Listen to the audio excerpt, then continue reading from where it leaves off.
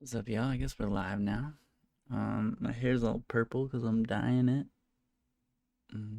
Didn't feel like waiting to stream, so there's purple hair happening. I switched up a couple cards, so we've got a third Field of Ruin over the first Gemstone Caverns because Field of Ruin is actually pretty good. Definitely did a lot more for us than I would have expected it to. In a deck with no Leonin Arbiter or even Mind Sensor, you really do need to like maximize your land destruction lands, and the fact that you can hit lands before they get to or before they get to 4 lands with Field of Ruin is really nice. I would like to even maybe play a 4th Field of Ruin over one of the factories, but I'm gonna try 3 for now. And I switched out 1 Spirited Companion for 1 Extraction Specialist. I'm a sucker for like symmetry in the drops, and like 13 2s and 13 3s is kind of nice. I mean, technically it's 14 and 14 with Sword of Fire and Ice and Lion Sash, but that also is pretty symmetrical.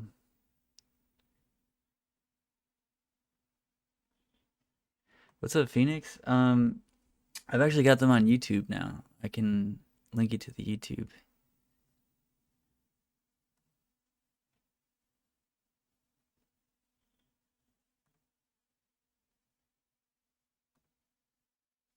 But yeah, long story short, there is I think they just like accidentally turned off my VODs or something because of copyright issues. But also, like, if people watch my stuff on YouTube, I might actually get paid at some point. Whereas, like, people watching VODs on Twitch, I never get anything for. And I'm poor, so they're gonna all go on YouTube now. But I can send you the link.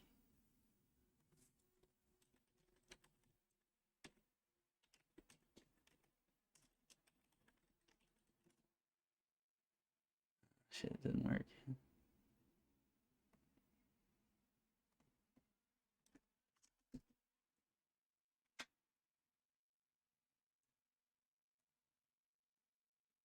What up, Walrus? How you doing?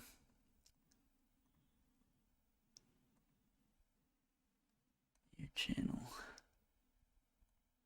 I guess this is the link. I thought it was a little more elegant than this, but it's a bunch of letters and numbers. That has the last 2 VODs on it. And I'll just be putting them on there as they happen. So this one will be on there too.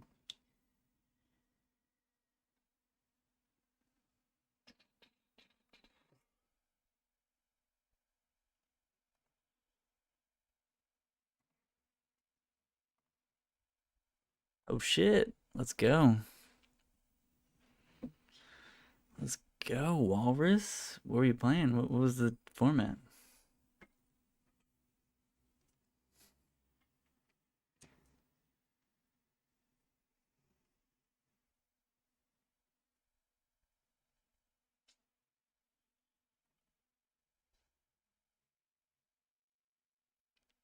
Double Masters. Or double Masters? I don't know. Modern vintage double master Horizons Unlimited.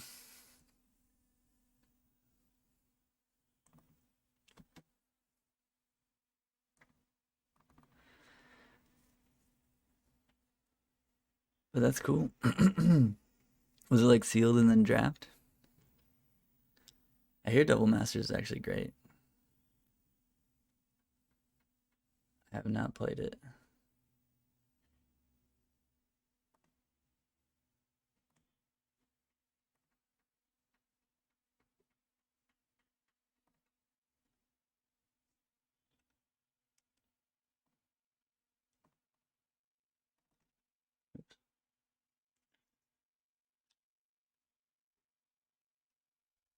Five rounds sealed top 8 draft. Hell yeah. That sounds really fun. Great job. Ooh, burn.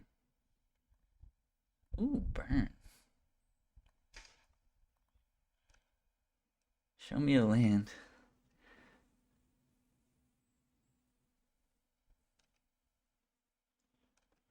Kaldra Compleat. Okay, well, not ideal. Probably one of the worst things that could be on top of our deck, I guess. Gonna play Spirited Companion here. Because we don't want to run the Stoneforge out with no giver. Not worth the price tag. Oh, yeah. That's fair. Yeah, I just looked, it looks good as far as like an interesting format. For like limited strategy. I know that it's very expensive, and yeah, that makes sense that it's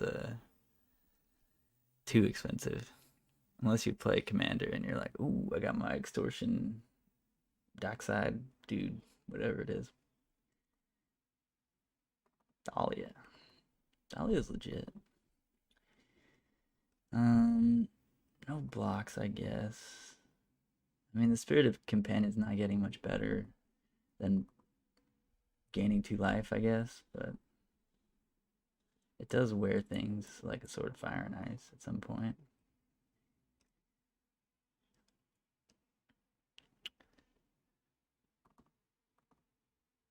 Disco Inferno.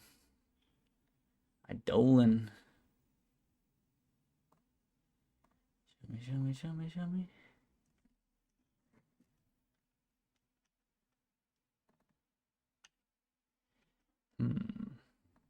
Well. Well.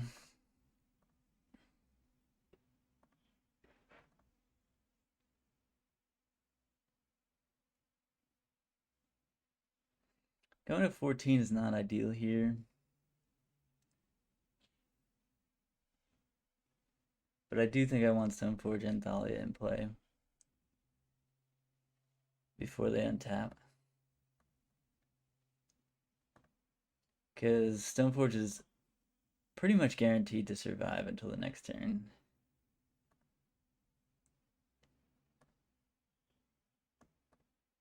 With Giver and Thalia in play. So that means we pretty much are guaranteed a Batterskull hit, which means we can't really lose. So they could have multiple skull cracks, and that could potentially save them from the Batterskull, but even just Batterskull being a 4/4 vigilance is a pretty big problem for them. And now they have no good attacks into the Thalia. So everything's just kind of great for us right now. So I'm willing to go to 14.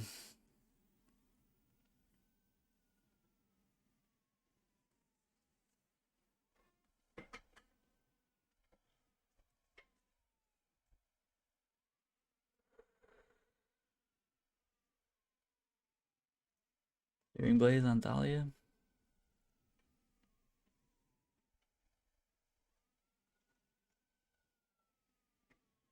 Searing Blaze on Giver. They already played their land. I'll just protect the Stoneforge, I guess, in case they have like double gut shot or something crazy. I guess they couldn't even have that because of Thalia. So I don't know, but might as well. Giver's the correct choice, I think, for them there. So that they might be able to do some stuff next turn. This Aether Vial, I guess, should tick up, because we do have Yorion in our deck at some point. Don't really want to cast this Giver.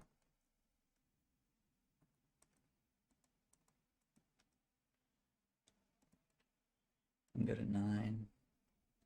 I don't really think that's worth it. We're just going to pass the turn here.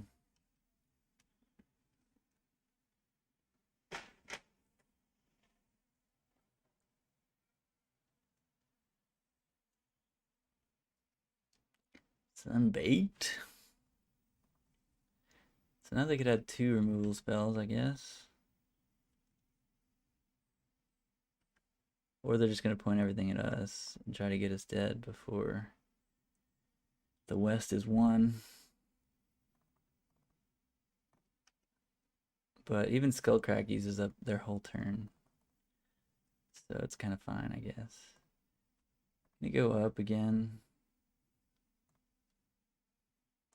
Force of Virtue, that's pretty legit.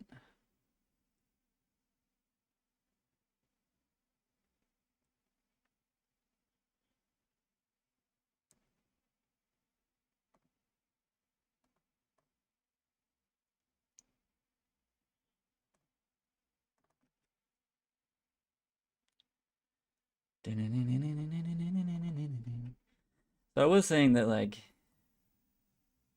it's kind of bad to have the Kaldra, but obviously if Stoneforge Mystic survives, Kaldra's decent. It ends the game pretty fast. I stand by the fact that it was one of the worst cards to have on top of our deck on that turn, but it still does a pretty powerful thing. So they have to have Skullcrack here into like kill Thalia and cast like 4 more or like 3 more burn spells. I don't know. It's gonna be a pretty tough opponent.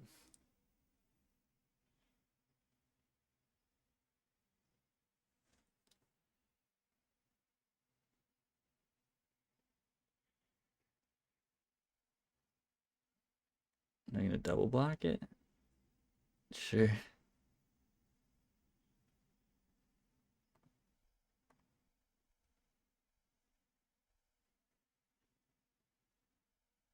Skullcrack. Boros Charm. Permanents you control gain indestructible. Okay. Fair enough.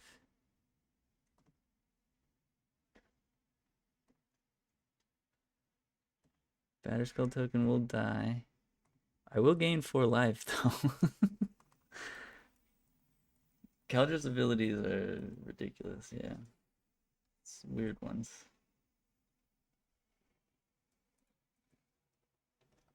Boros Charm indestructible, huh? Maybe that's the best way you could play that.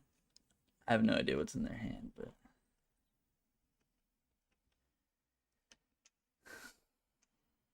they're grasping at straws over here.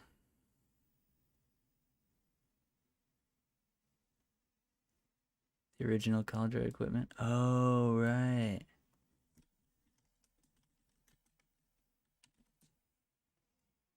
No. God. Heart of Kaldra? What was it? It's like I don't know. It's from like the original Mirrodin set, right? Or block.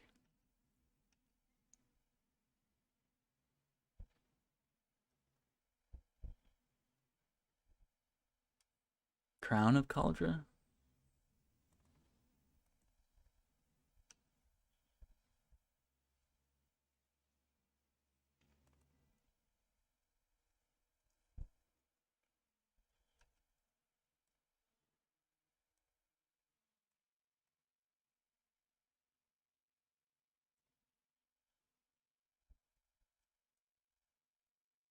Helm, shield, and sword. Oh, yeah.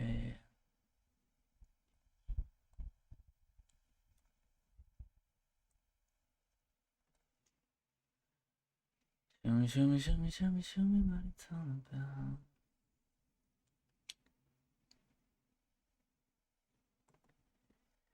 This isn't really a blowout, so I'm not going to count it as such, but it's pretty good.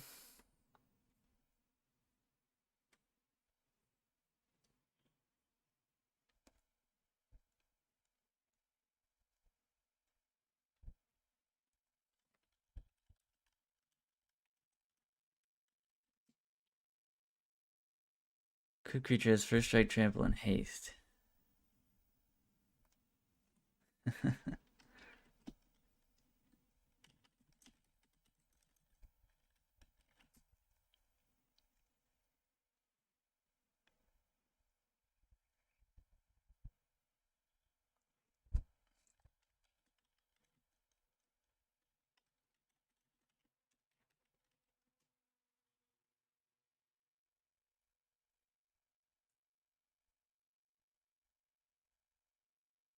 None of them give first strike. Oh yeah, it does. Never mind. Helm does. Yeah, that's interesting. They literally just made it all the weird abilities of those things. And nobody ever played with those, I'm sure.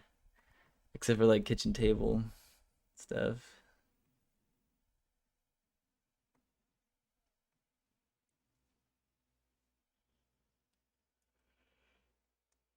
Forge-Tenders are gonna come in. Maybe a path. Lion Sash is kind of whatever. Giant Killer doesn't really do anything. Thraben Inspector doesn't really do anything.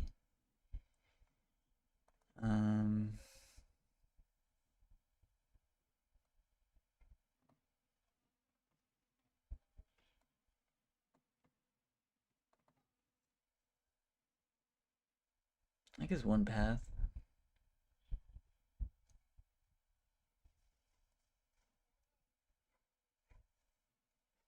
We don't really need to kill their creatures.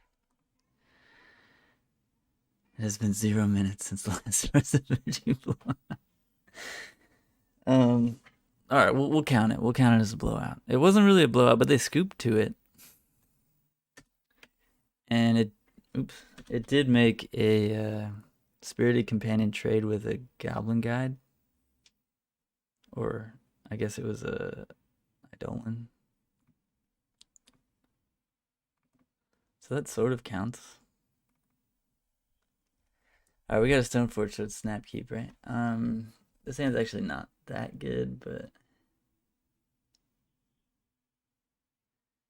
if we get to cast these and get Forge-Tenders, then I think we're pretty good here.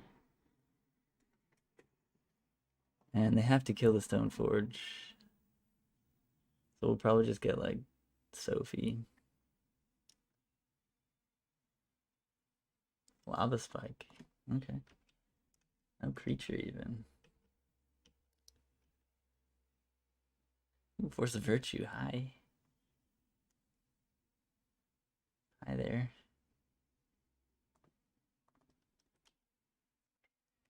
Might pitch Flickerwisp to force right here.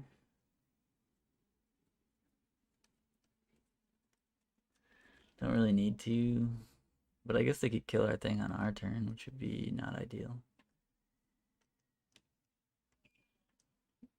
Equipment land. Yeah, that would be cool.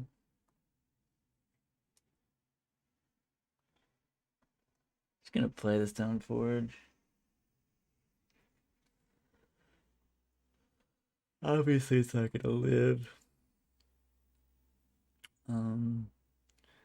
I guess just getting to 5 mana and casting Batterskull is still really good, though, huh?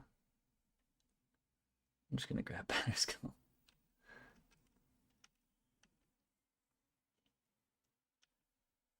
We're unlikely to hit all 5 of our first land drops in time here, but Shearing Blaze. Yeah. That makes sense.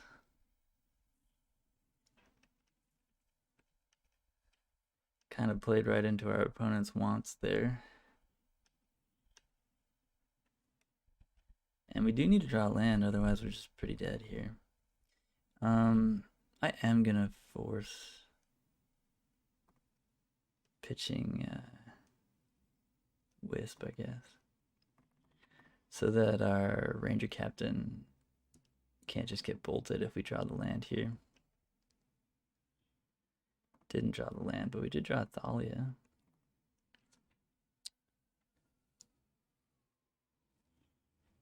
One to cast, one to equip.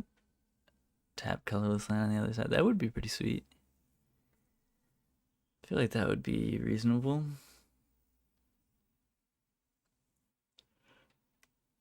So that Stoneforge could go search up a land. That'd be kind of cool. So we could just be dead here. I mean, we did not hit our 3rd land drop on time. And that is one of the ways we could lose here with this hand. We have creature removal. But if they just have a bunch of burn spells in hand, we're kind of just dead. Oof. No lands.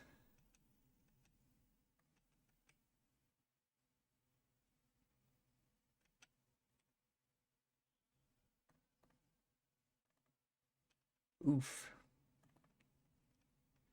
Collector oof.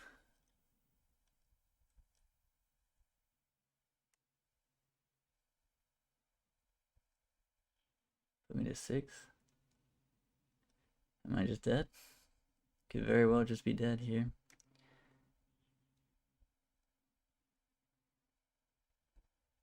Yep. Looks like we're dead, friends. Oh, yeah, we could Solitude ourselves. Game 3. That is a good move. That is a good move.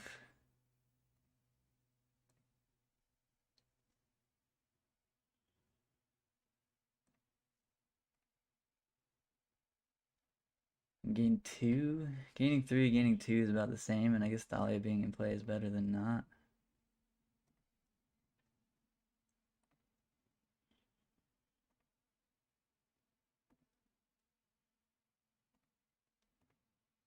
I mean, it's not completely the same. Now they could top deck a Goblin Guide and kill me, because I'm probably attacking, right?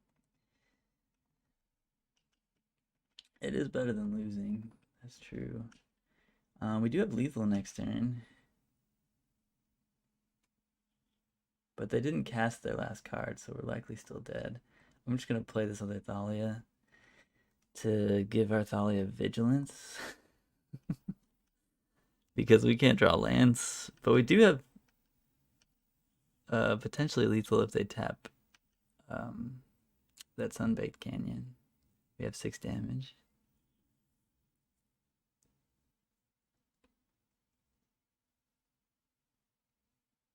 They played it tapped. Okay. Ooh, Eiganjo.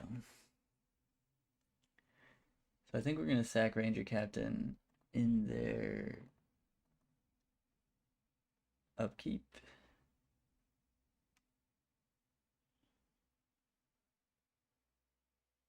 That doesn't really work.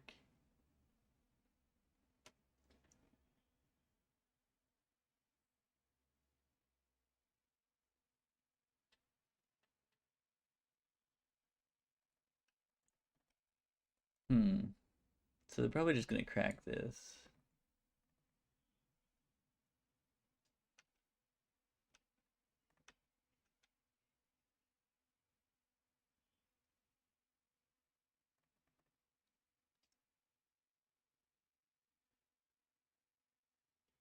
They're going to path that. What? Okay.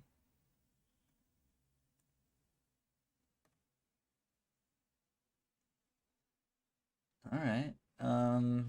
In that case, yeah, we'll cast Ranger-Captain. They have 1 card in hand.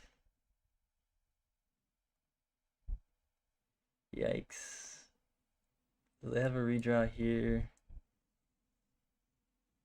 Why would they path Thalia? I guess that's they probably just have a land in hand, but why wouldn't they play the land? Is that just another path? I don't know what it is. Could be another path, could be... I don't know, we were just dead to so many things last turn. But they cracked Fiery Islet. I don't know if we cracked this Captain or not. Obviously it beats the sorcery speed stuff like Skewer the Critics and Lava Spike. They've already cast 2 Lava Spikes and 1 Skewer. But then we don't win. I don't know. Oops. Well, I let them go to their main phase anyway because I didn't set a stop. And I guess maybe we did win if we just play a Ranger-Captain and a Forge-Tender next turn. Then we can't really lose. This is a Skewer. Yeah, we should have sacked.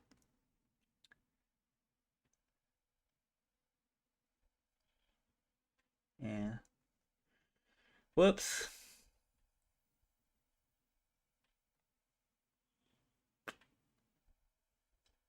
Yeah, I was gonna sack on upkeep, but I didn't set the stop.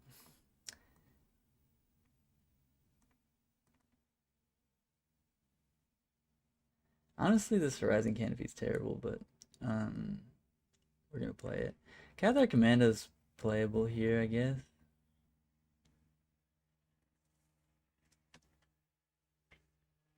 Wisp is terrible.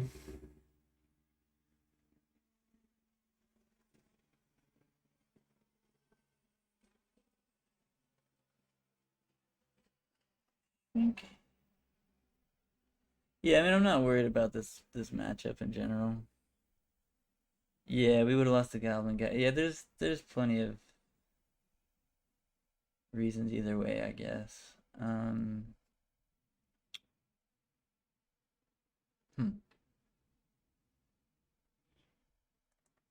Sand is not that exciting.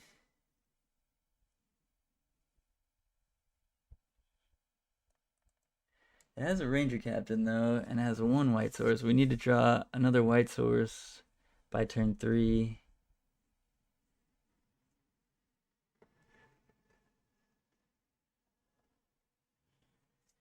I'm gonna keep it, but I'm not actually sure that this is a good call. I don't feel confident about this hand. Opponent kept 7. Oops.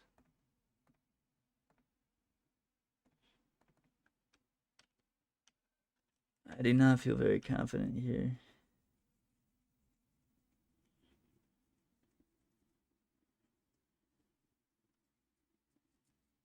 Swifty.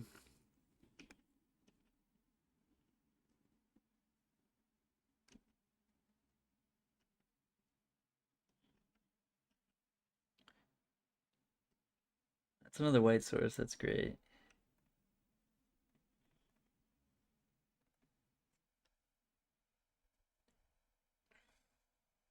Can only get 2.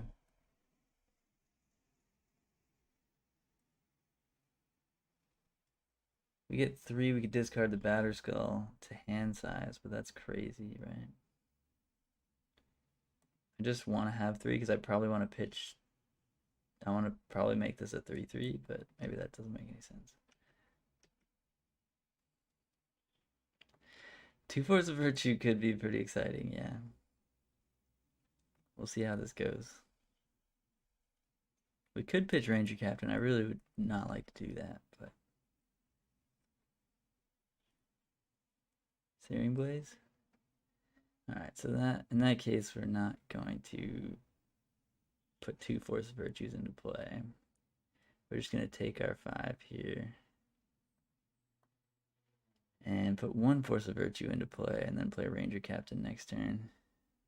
Caw, caw, caw, caw. What's that spider?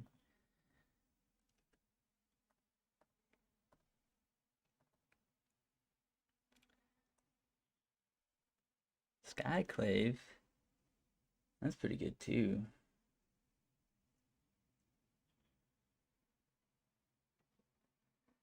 I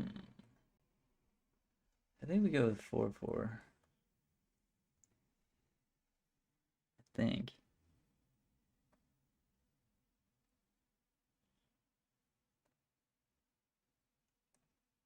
4/4 that gets protection from their deck.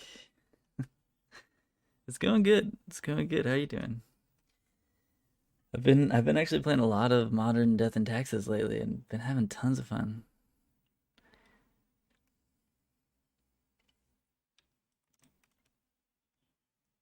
I got purple dye in my hair. Smells kind of funny. Don't love the smell, but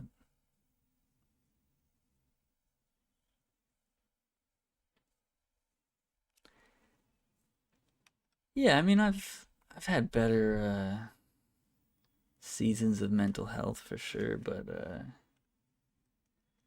I'm just uh super broke these days, honestly. I need a job. I need some income. Path? Oh, that's rude. I think I want that land though. rather than sacking this.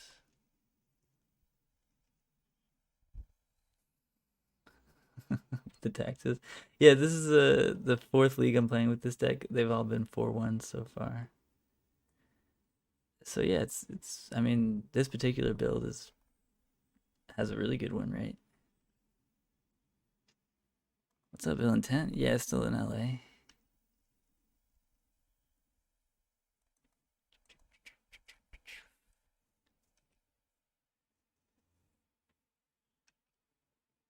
We're at 10. Oh shit.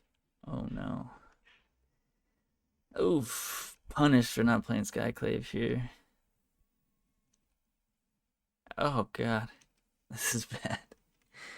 We're at 5.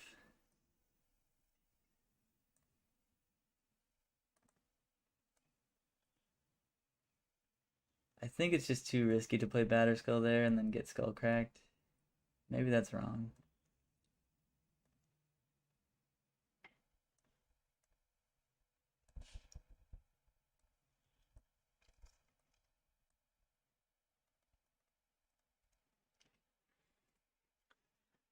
Maybe that's wrong. Skullcrack also beats Forge-Tender. Yeah, actually, I probably should have just played Batterskull.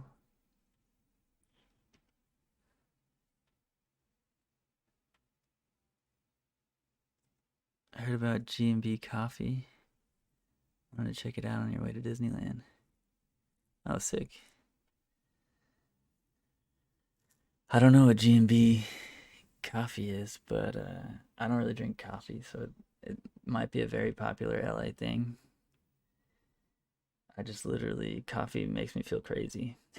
So I never drink the stuff.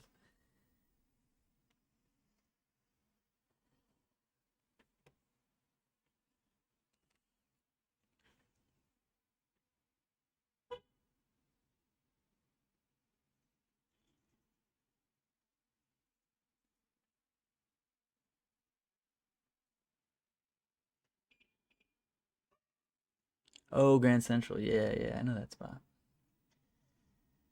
Ooh, they're gonna kill the Skyclave? I guess I have to stop that. I don't want them to get a token here, I don't think. Oh, you know what? I don't have to stop that. Whoops. Whoops!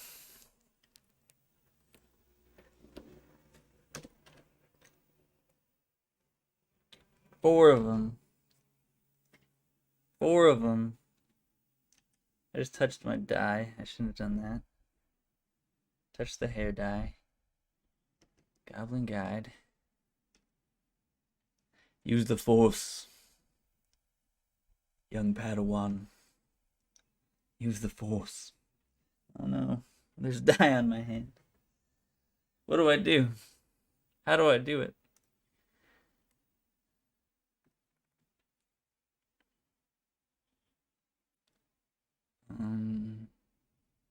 They didn't want to play their 4th land, I guess.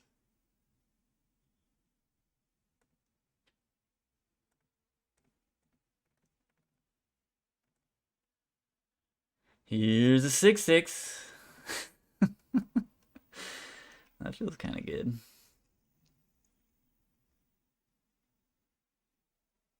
I think we attack with Skyclave here. Bathroom break is probably the way to go here. Qui-Gon Bonds.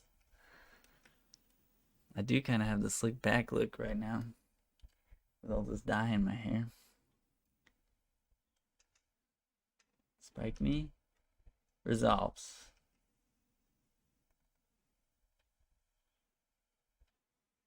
Skull crack?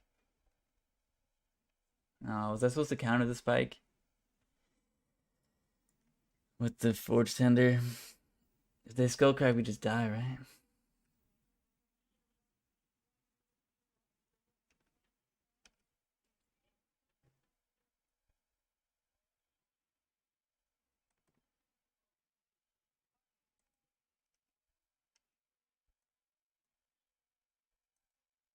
I think it's just the gem. If this hits, it's just over. I guess they could block and then burn their own creature. We could prevent the damage on their burn spell.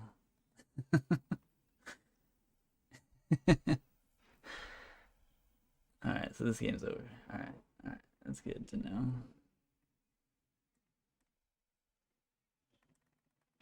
Noodle.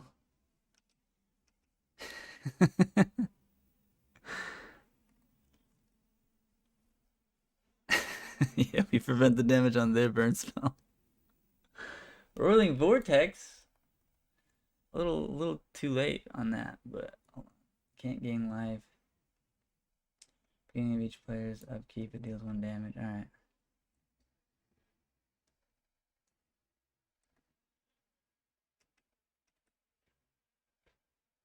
How many basics do they play? Like 3? I still kind of want a field.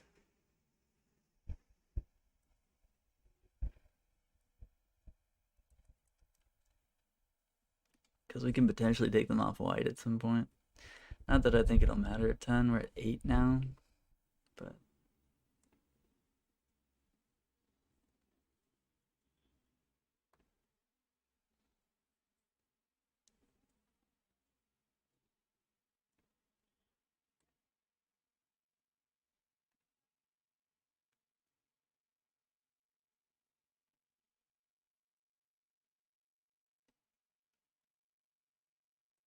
oh yeah, we could blink Skyclave and get the Vortex. That's a pretty big game.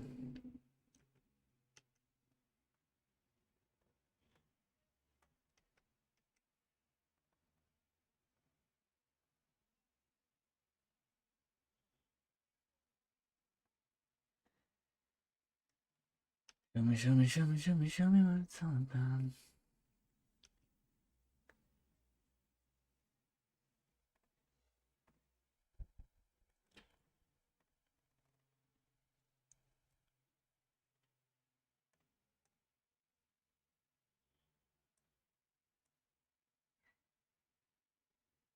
I guess just those two.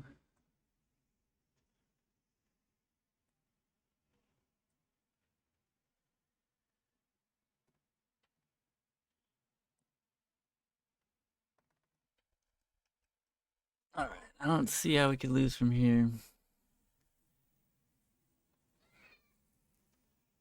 I don't see it. I'm sure it could happen. I'm sure there is something that they could have that could win them the game. But I don't think it's cards that they play. Alright. Cool. How long has this stuff been in my hair? I think I can play one more match, but I do have to wash my hand off.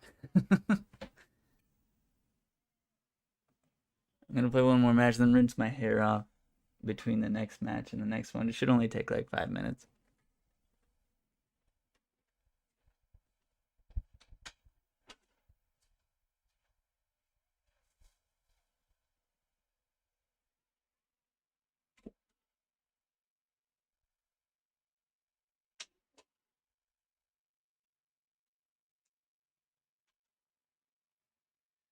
Alright.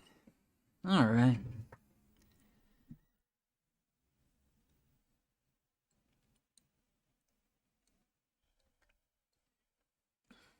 And I think we would have won game 2 as well. But I do think percentage-wise it was better to sack the Ranger-Captain on upkeep. And I just didn't have a stop.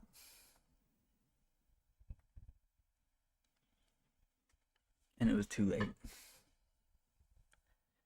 By the time I realized. Obosh. What the hell does that mean? Obosh? In Modern.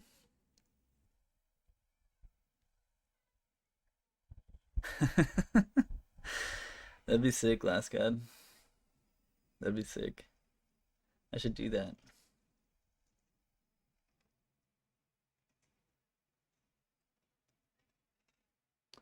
I don't know what's happening. Does Obosh mean like...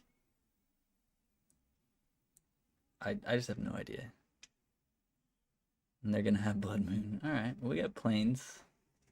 We have basic planes.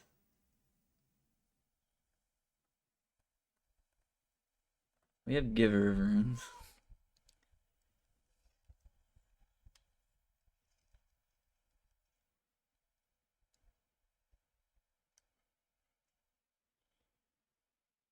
They have basic mountain. Stomp! They're cheating. They're playing Obosh and 2-mana spells. Mom! Mom!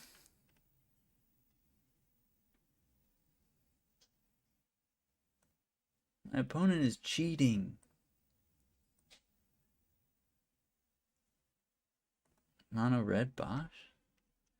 I don't remember that. I didn't really play the last 2 years, though.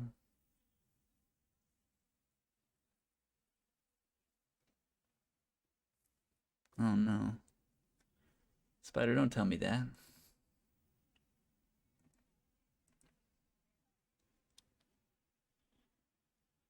Another stomp?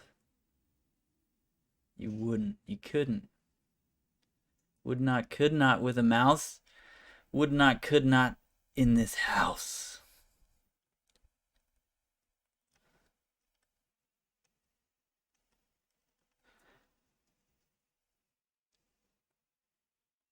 Show me what it's on.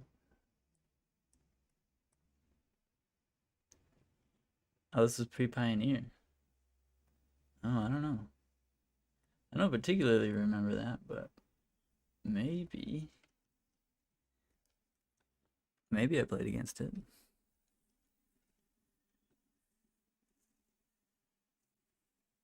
I will say this is not looking good for us so far.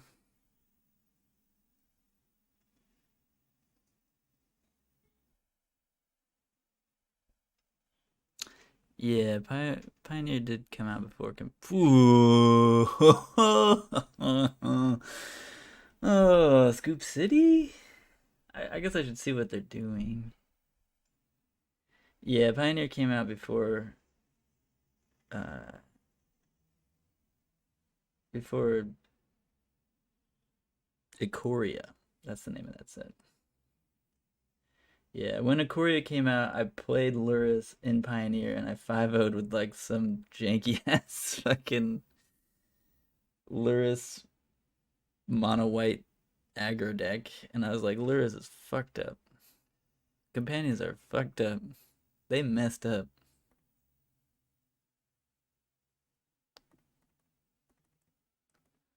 They really messed up. Huh. That's a pretty good draw.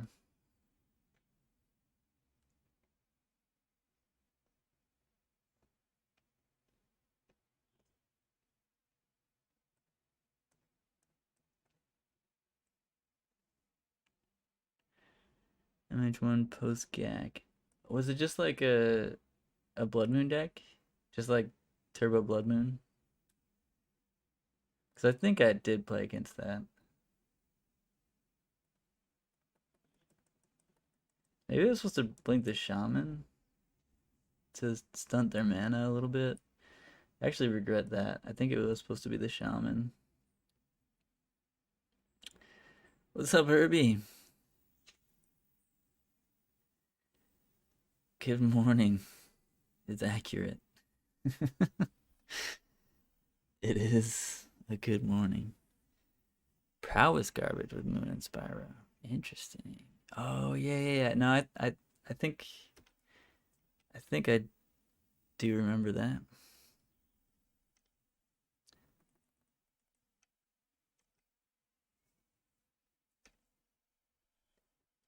I vaguely remember being like, oh, Obosh? What is that? Blood Moon, damn it. Damn it. That's rude. That's a rude move right there. Would they exile the Fury? Blood Moon.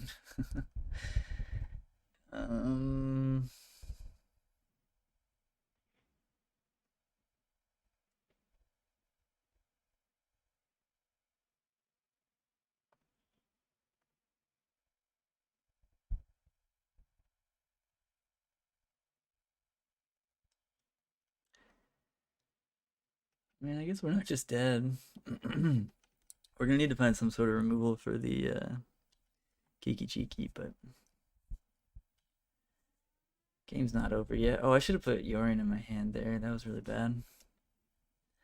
That was a punt.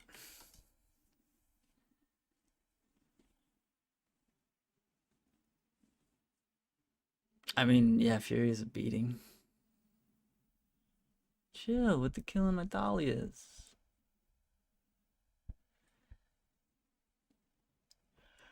I'm making mana and casting Bone Crushers. This seems terrible. Yorion should be in our hand. I mean, it's not something we can cast. Wait, what? Another stomp? They drew all 4 Bone Crushers? Ragavan? Oh no. This is terrible. Alright, Commando.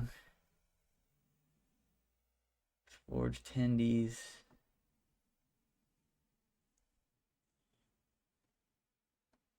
Path, maybe.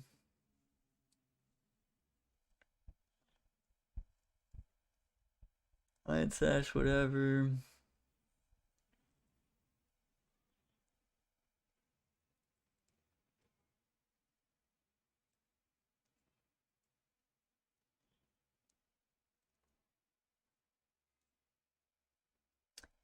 Thraben Baby is kind of whatever as well. Thalia is good, but not that good. Wisp is good, but not that good. I think. Oh, we could have wisped their land on that turn. I forgot you can wisp the spell lands, and then they just stay exiled. I forgot about that interaction. And they had a Spikefield Hazard in play. Arena's broken? Dude, Moto's fun. I like playing Modern. I don't know, Arena was like kind of getting to me after a while. So it's been a breath of fresh air playing some Moto for sure. With this whole like Baldur's Gate being like the qualifier right now, is just like Alchemy is literally awful to me. I understand that it's like a legit format for those that want to just like play a different type of Magic on the internet that doesn't exist in real life. But for me, it just like irks me, and it just makes me feel like wrong or something. I just don't like it. It's just the next creature you cast, it comes into play with +2/+2. Fuck that, man. If I want that, I want to play Eternal. I want to play fucking Hearthstone or whatever. Like I don't want that in my Magic cards. I'm a boomer.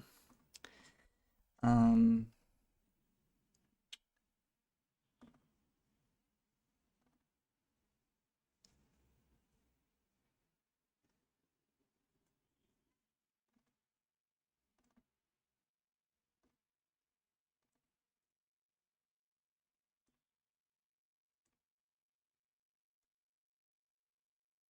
yeah, you can rent. I've got like a rental thing.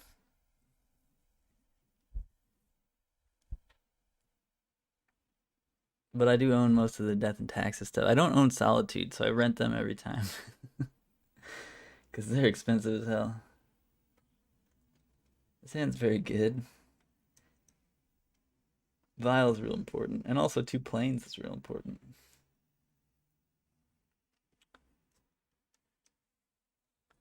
So this hand's kind of perfect. Other than it doesn't have like a Forge-Tender already in it. That would be real nice.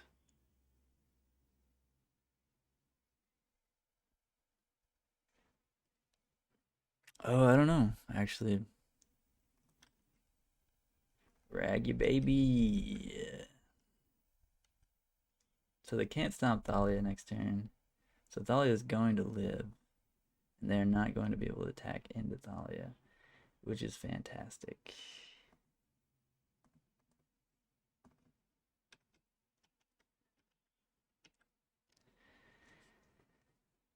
Kaldra's gonna be pretty hard for them for sure, I think.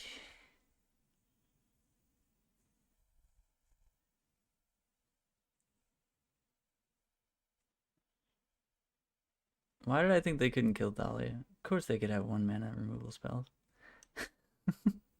I was like, they can't ever kill Thalia.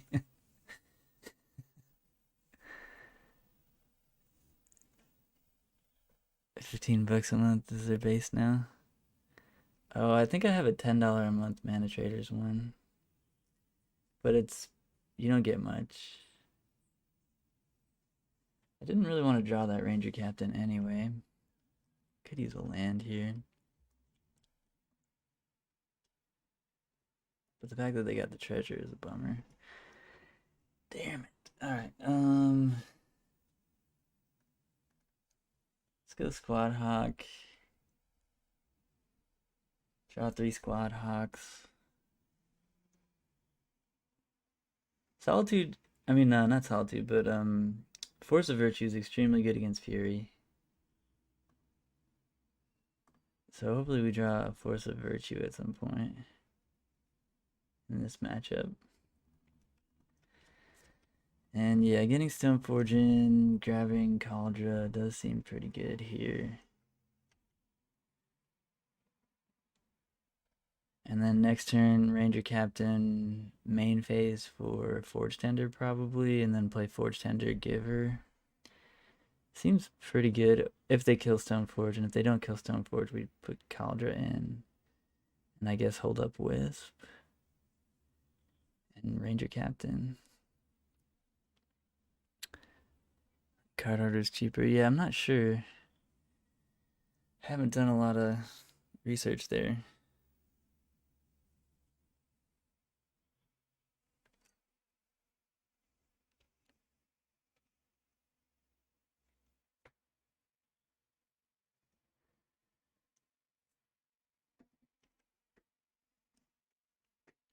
Also, anybody that's in the chat that doesn't know Spider Space or Level 99 Herbie's streams, click on their name, click the follow button. It's free.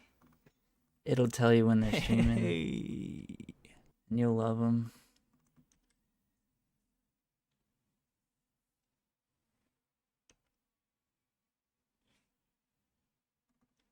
Hey.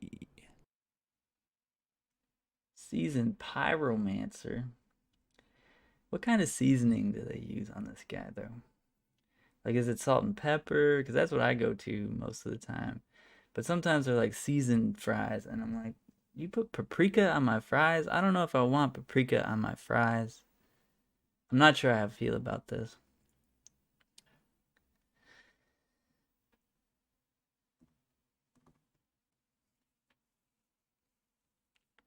Yeah, I'm pretty happy about that trade.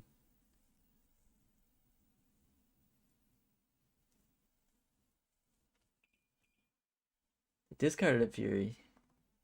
Whoa.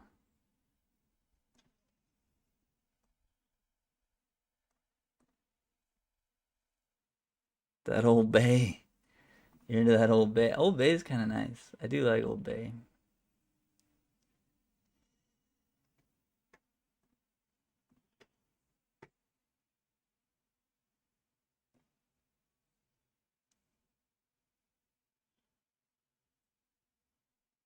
It did have the bolt. Alright. Fair enough. That means we do our other thing. Ooh.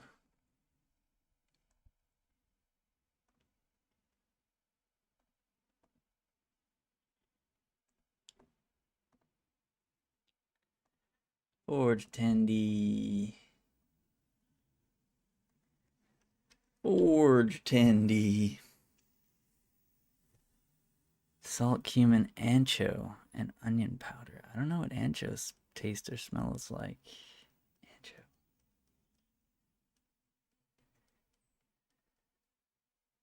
I'm sure I've had it before, but I can't like think of what it tastes or smells like right now. Unfamiliar.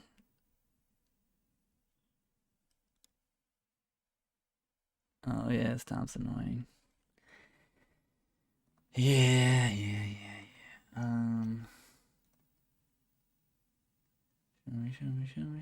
Show me what it's all. I mean, what is this attack? So they're gonna stomp Ranger-Captain, which is gonna kill Forge-Tender too. Should I not block like this?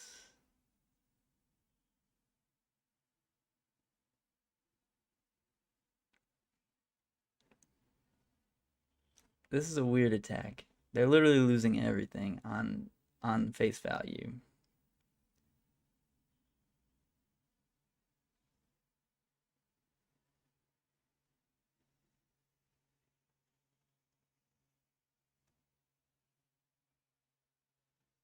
Something's obviously up here. What?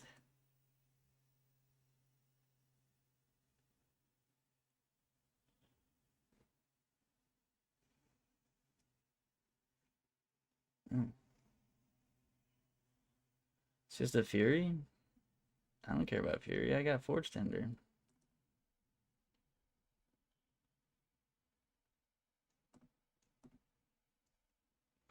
They could stomp me in response here.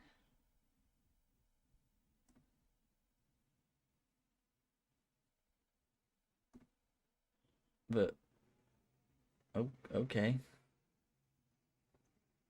Okay.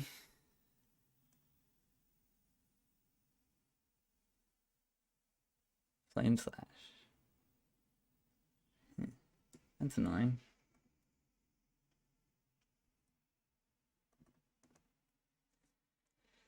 That's annoying.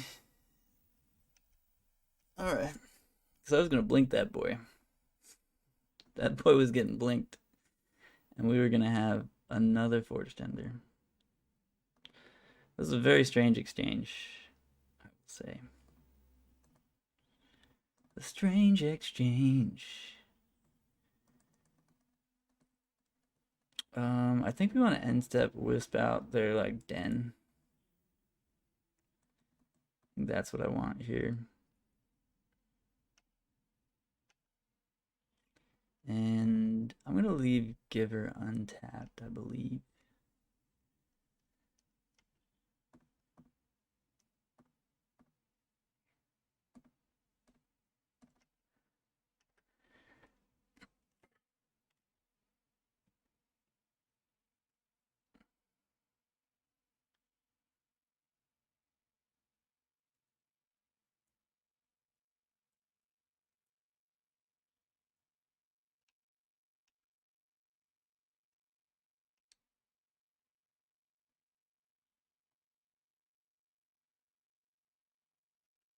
They're just F6.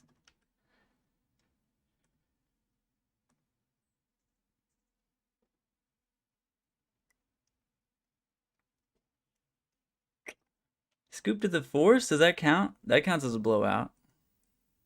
They scoop to it. That counts.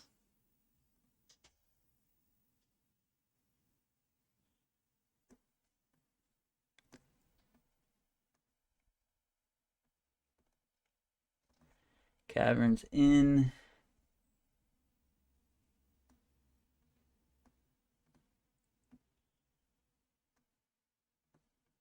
Field of Ruin out.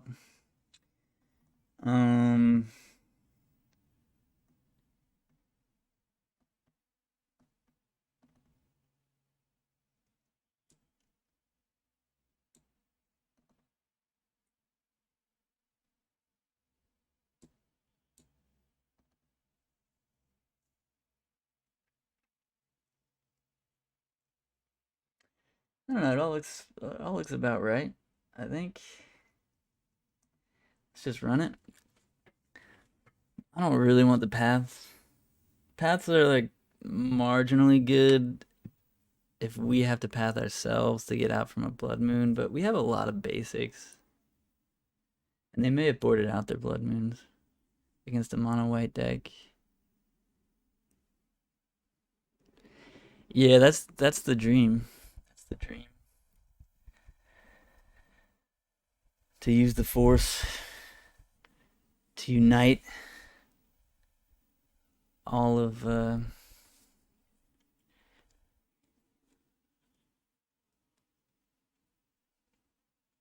all of humanity into one community that works together rather than against itself.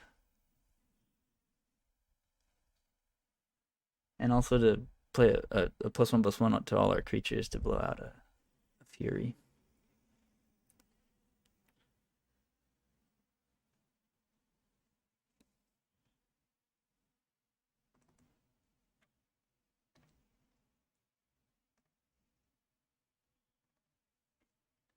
It's a lot of planeses.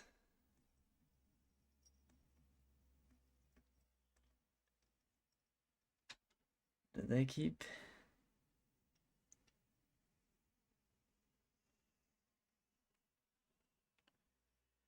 They kept 7.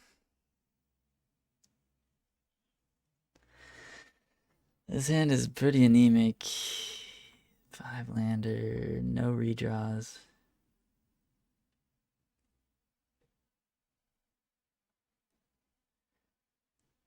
I don't think we can do it. I mean, it's fine. It's got like a removal spell and a Thalia, but I just don't think it's right. All right, this one's fine. Bottom the Kaldra.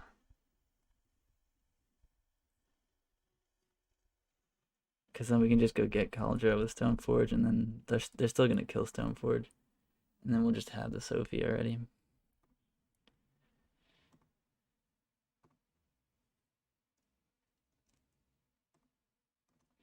No Ragavan, that's a good start.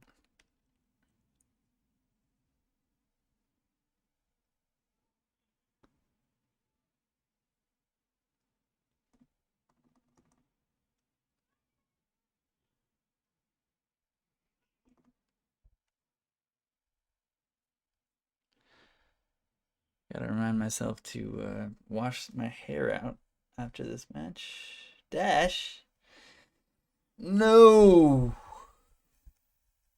They drew it!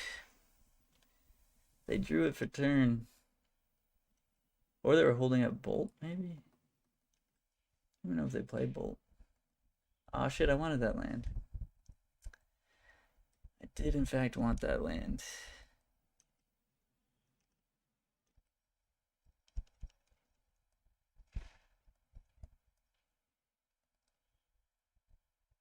Leading with Thalia.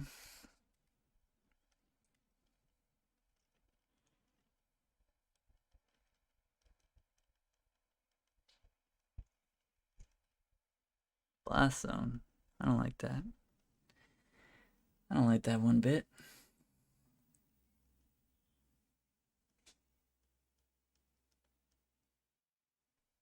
Oh, I can't cast Force of Virtue because Thalia's in play. Oh, I was about to get so happy. Now they're just going to dash that Ragavan again. I guess we can Solitude it. It's probably worth Solituding. We have to pitch Ranger-Captain or Force.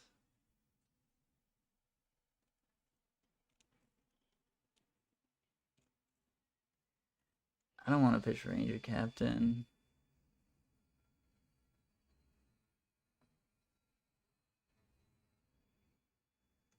Or do we just give them the land here? The treasure, I guess. I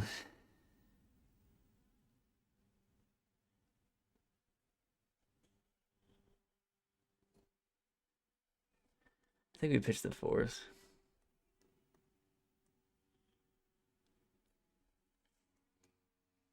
I'm not happy about it.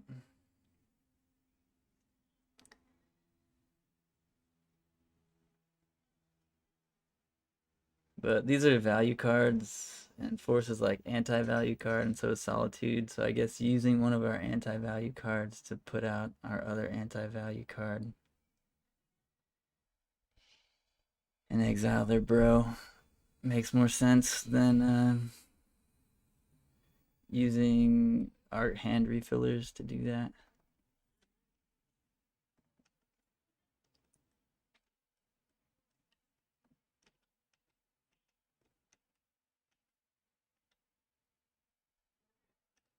That's a good draw.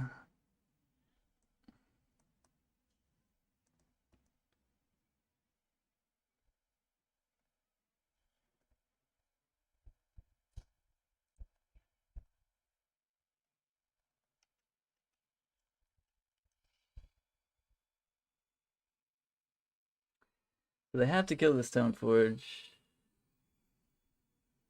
They did have the bolt.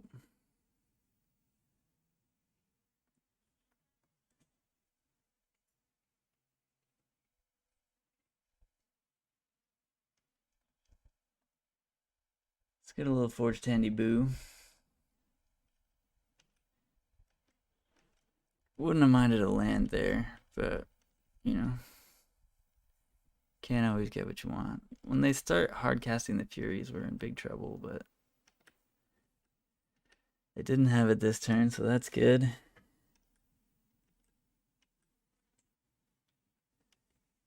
There's another land. I think we want to play this untapped, actually. And play Forge-Tender and Sophie.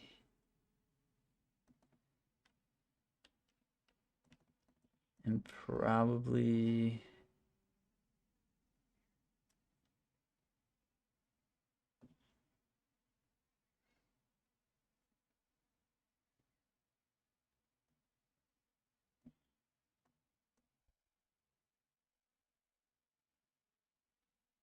probably attack?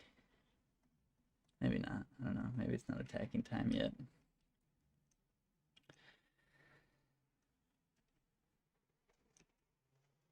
Maybe it's not attacking time yet.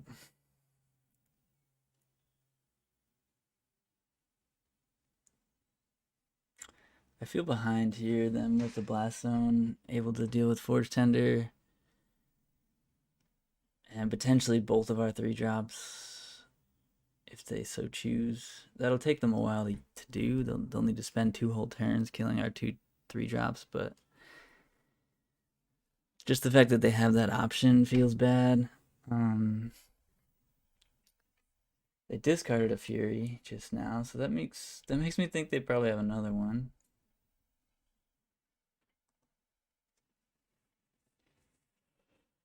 And they discarded a second Blast Zone, so they had 5th Land Fury. They didn't want it.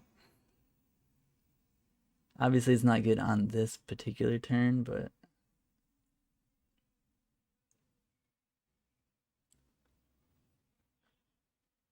I mean, Blood Moon actually wrecks us here. Unless there's another Plains on top.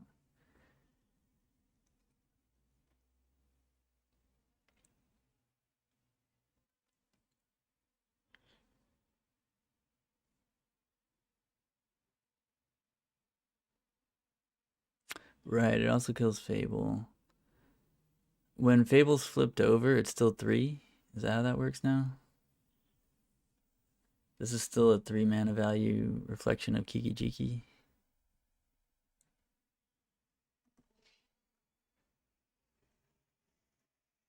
Cool.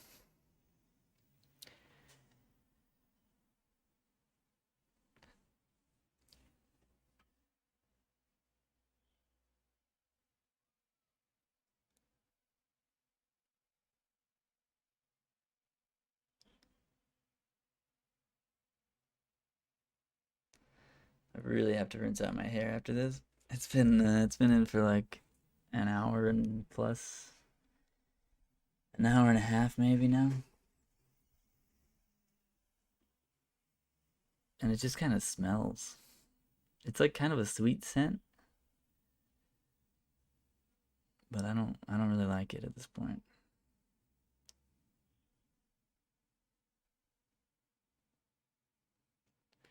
But I'm excited for the purple. I think it might look pretty cool. It's gonna be real purple. It might not actually, because it's like an old bottle of dye that's just been sitting in the like community bathroom for a bit. that my roommate used for her hair like a year and a half ago. So opponent just passes the turn. Probably gonna crack Blast Zone, I guess. Squadak.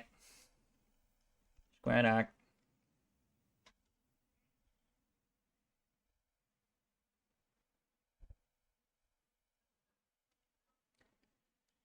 Oh yeah, Lystra, no, it's definitely not Bleach. That would be a problem. I would probably like need to seek medical attention at this point. I think I cast the Squad Hawk first to fill up the hand for Solitude, but that kind of gives that away. I also want to do this because if we connect with Sword, I don't want to draw another Squad Hawk.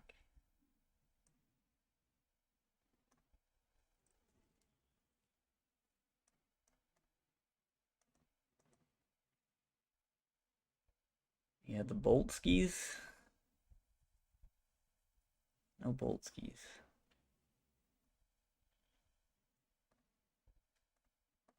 Get you, freak on.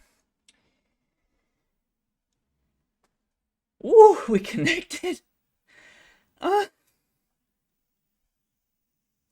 it just feels so good to connect with a sword. It just feels so good. Oh, baby.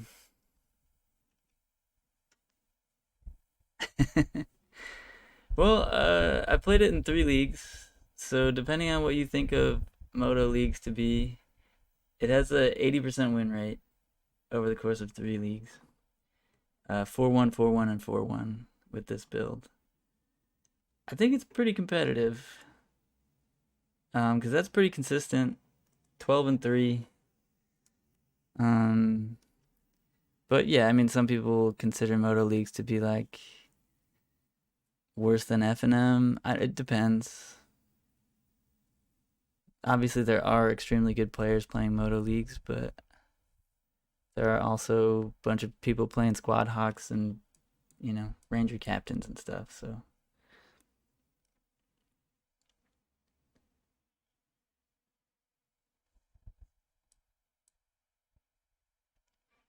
I mean, 80% win rate is extremely good.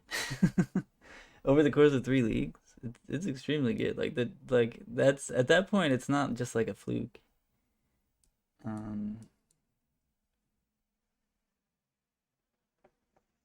Yeah. They killed their Fable.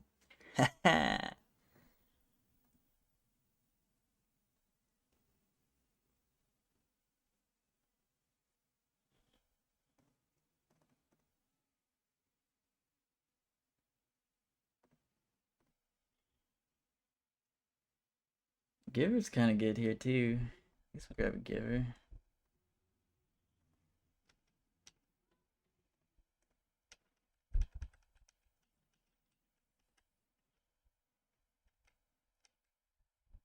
We can blink Ranger Captain and grab another Forge-Tender after, maybe.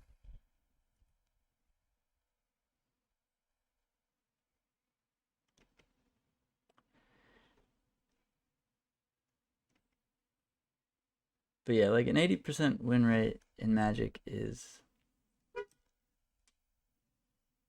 just like as high as you can really hope for, you know?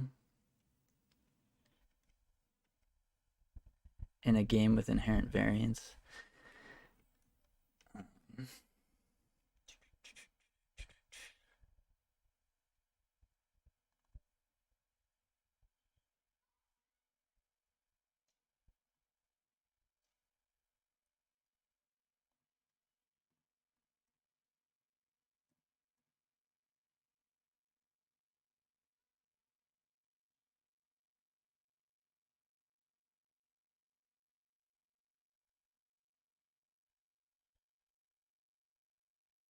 I already want to Solitude this.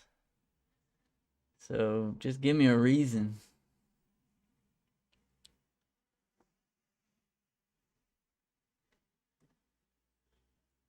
Yeah, I mean, obviously it's not that much data. But It's at least fine, right?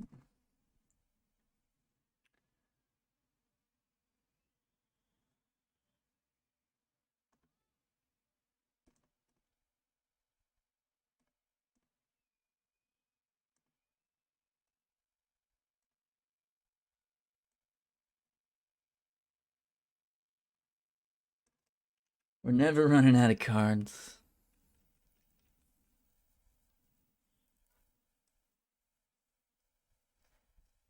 Yeah, Hawks are really good with pitch cards, turns out.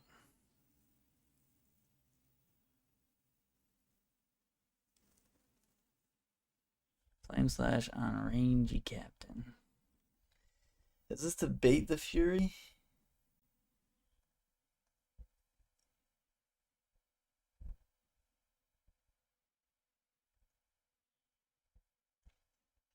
Bolt the Giver. Well, I don't even care that much if they Fury now, right? I mean, yeah, I kind of do. Their last two cards are Red Card Fury, which is pretty likely. How bad do we get hurt here if we just let Giver die? Otherwise, I think just letting Giver die is probably better than getting blown out by a Fury here with a bunch of X1s in play. So, Giver down.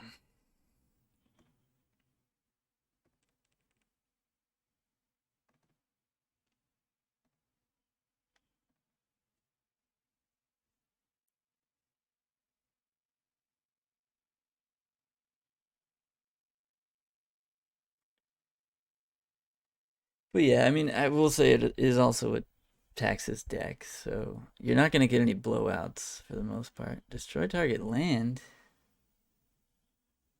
That's rude. Like you're gonna be gaming. Don't expect to just be like, I played this, I win. I mean, sometimes Stoneforge will do that, but you're gonna be grinding. You're gonna be squeaking out these wins. Believe me. But you'll have a good time if you like that type of thing. I've been having a great time.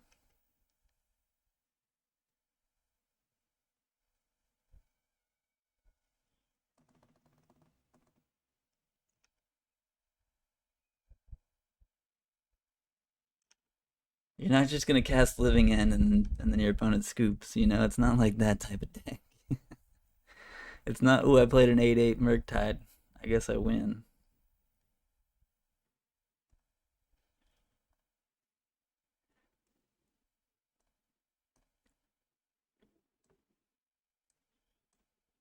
It's we gotta evoke this Solitude to eat their Pyromancer, to play our Forge-Tender, to play this Thalia. Giant Killer's sick, yeah. It gives us access to, like, it gives us technically 13 pieces of removal in the deck.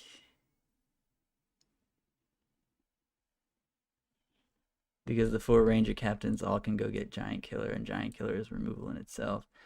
So it's kind of sweet.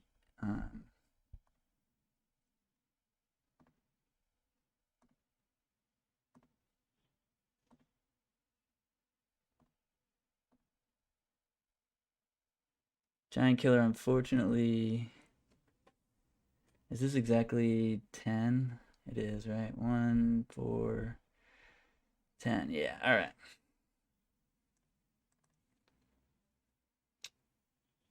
Giant Killer, unfortunately, doesn't kill a Fury, but we have exactly 10 in there. 10, just like we drew it up here. Now I get to rinse my hair out.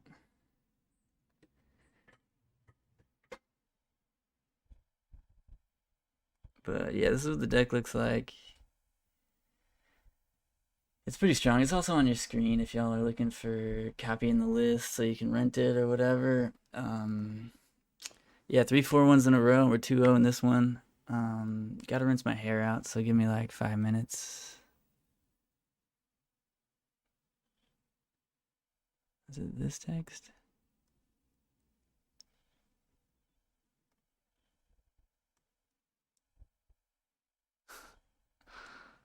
I don't know where to put this. It doesn't really work.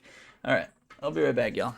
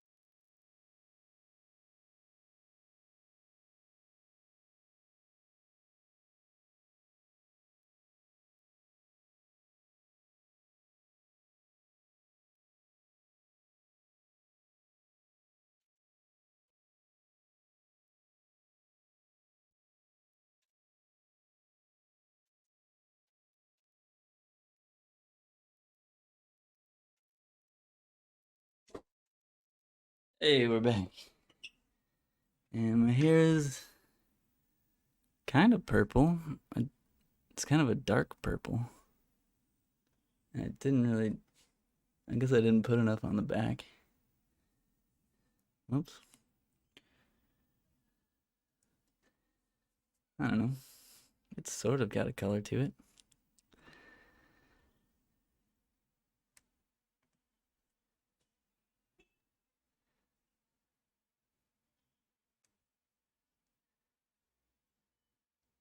Is it a Yorion deck? Yeah, it's a Yorion deck. This card's good. Yorion is a strong magic card.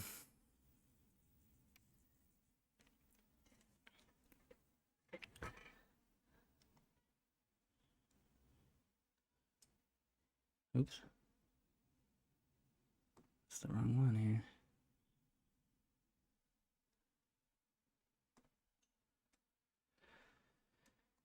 Yorion is a strong magic card. Do I ever cast Emeria's Call? I haven't yet. But the fact that it pitches to Force of Virtue and Solitude has been pretty important. And yeah, just like the dual face cards are just strong. Like obviously against Burn, you don't want to play this for 3 life, but it's just strong. Just powerful to have cards that are 2 different things. Spell and a land. It's just like what we would have done for that like 10 years ago. Somebody was like, what if I told you you could have lands that are actual spells? And you could just pick which one you wanted to use. And some of them come into play untapped. You'd be like, what? Give me all of those.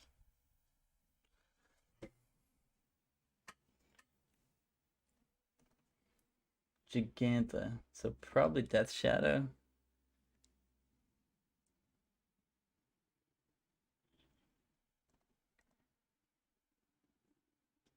Yeah, I understand that it's not like the best card ever, but it plays really well in this deck because it's a white card that's also a land.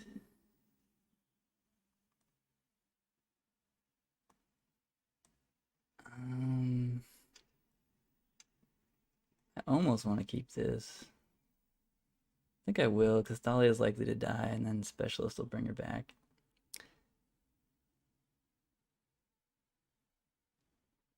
Not sure how this deck manages 7 mana if you already run Aether Vial. I don't know what you mean by that. Plays 32 lands. You're not likely to hit all your first 7 land drops, but Aether Vial doesn't do anything to constrain how much mana you can draw. So I'm not really sure what you mean there.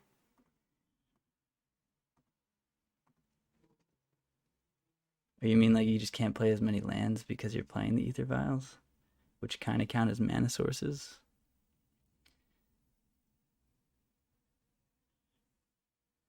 I mean, it's not in the deck because it's a 7 mana make 2 angels. That's what I'm saying, I guess. So don't think of it like that.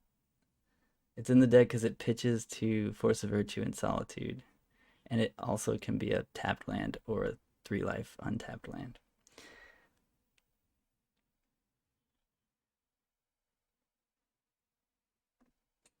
I've literally never cast it for 7, but it is a thing that you can do.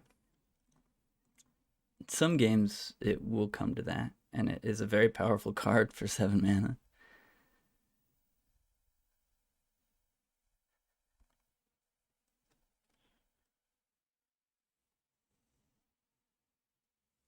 Yeah, it's a white card that's a land.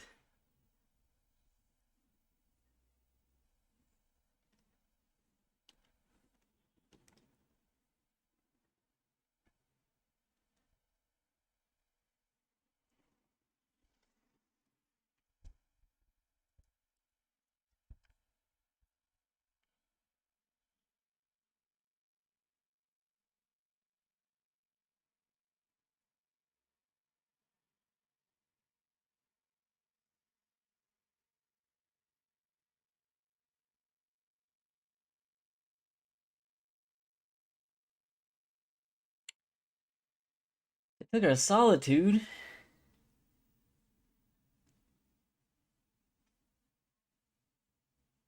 That's a bummer. The old turn 2 Aether Vial. Sucks. You hate to see it. Feel very far behind here. Lost the die roll. Ragavan on 1. It's kind of how these decks get their free wins. Win the die roll, have a Ragavan on turn 1.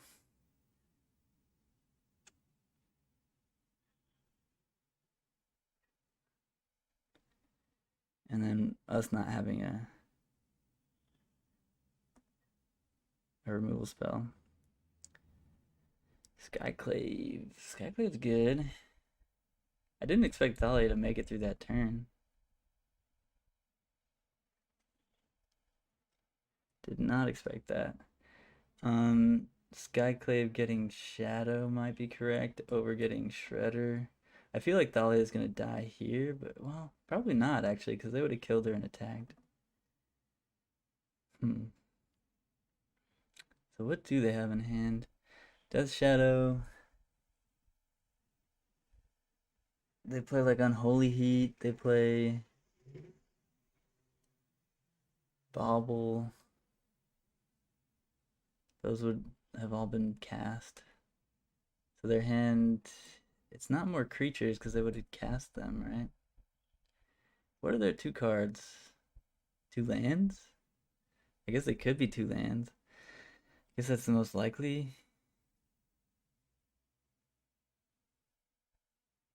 Because if they could have cast a second spell, they would have. Like, why not? So I guess it's Skyclave here. Oops.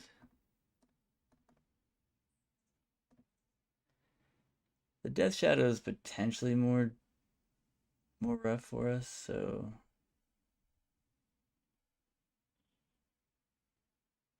I mean, we do play 4 Solitude. One of them has been exiled by Ragavan. So there's 3 Solitude in our 69 card deck. I think we get Death Shadow.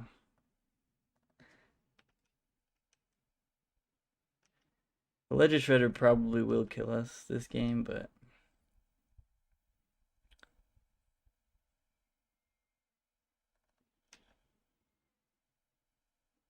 yeah, I guess one of their cards being EI there makes sense too.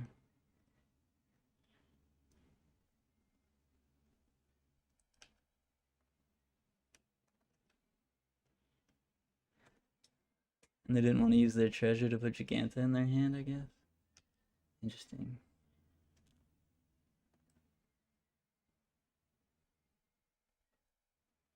They did not attack with Ledger Shredder. Alright. Alright.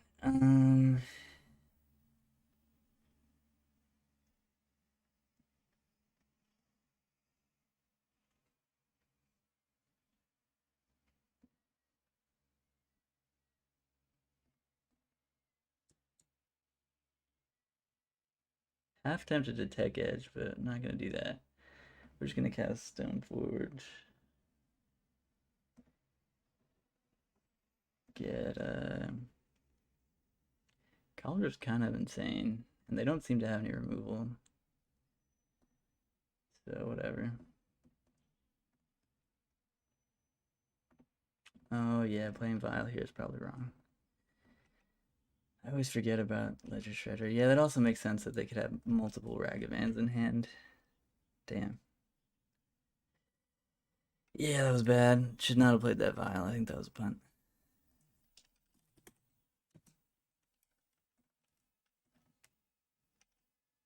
I've played against this card hundreds of times now. Maybe not hundreds, but at least dozens of times. And I always forget.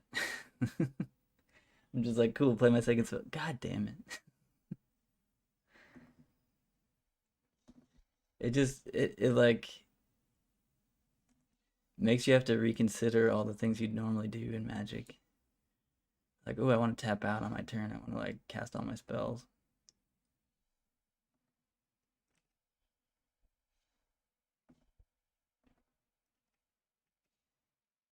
Drown in the Lock. That's one that they could have had. Got Basic Mountain. Cast. What's happening here? Unholy Heat on Stoneforge, yeah. You found it. And I dug you into it, probably.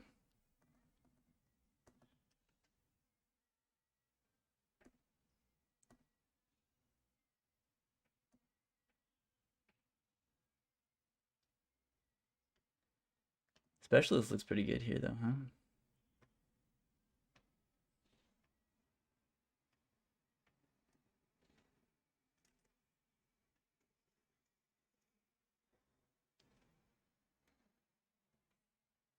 So we can feel the ruin their Blood Crypt. And then cast Extraction Specialist.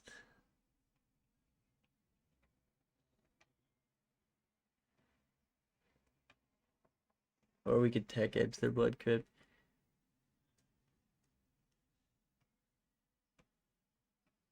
It doesn't really do much, but...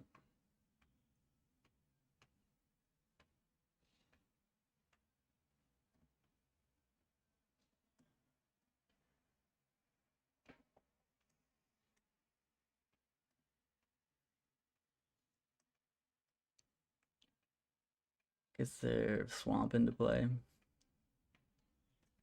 So I don't think they play an island, yeah.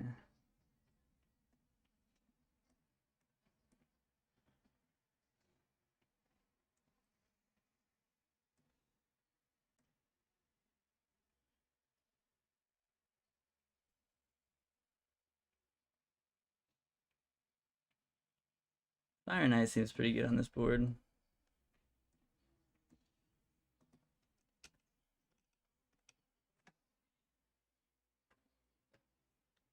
Lion Sash isn't terrible either, but I think it's got to be Fire Knight here.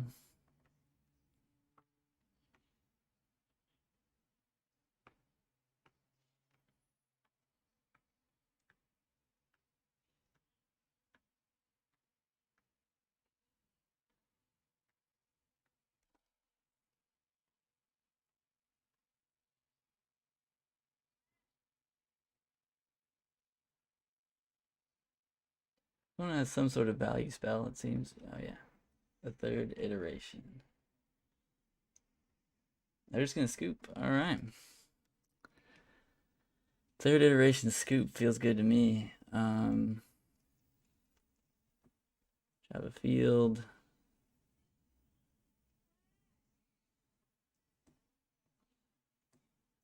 I think they do play DRCs. They just didn't find any, right? Darcy's.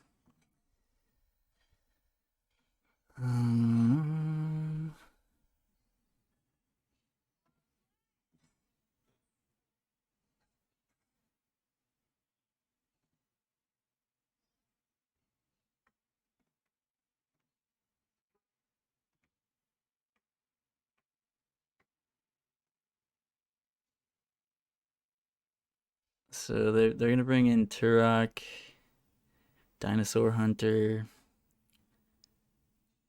They're gonna bring in K Command. Probably dress down.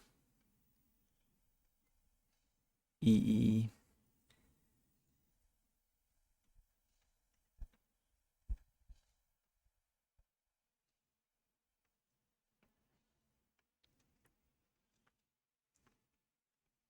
Darcy Croxa. Yeah, I guess Rip's fine.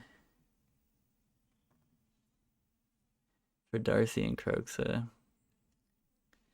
And Drown in the Lock. Stops all those things pretty well. I think we want all the removal. I don't think that Forge-Tender is that good here. Because it's not like they bring in Fury or something. So I don't actually think it's a Forge-Tender matchup. Well, I don't know. Ragavan is kind of annoying. Maybe it is a Forge-Tender matchup. Giant Killer's great. Thraben Inspector is fine. Lion Sash is fine. Skyclave's good. Extraction Specialist is worse when we're bringing Rest in Peace. Force of Virtue is kind of whatever in this matchup. Thalia is fine, but not that good. I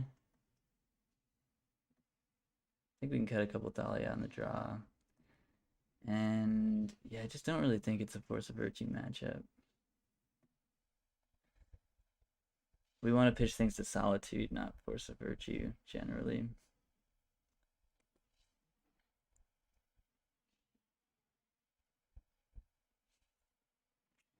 We want all the value.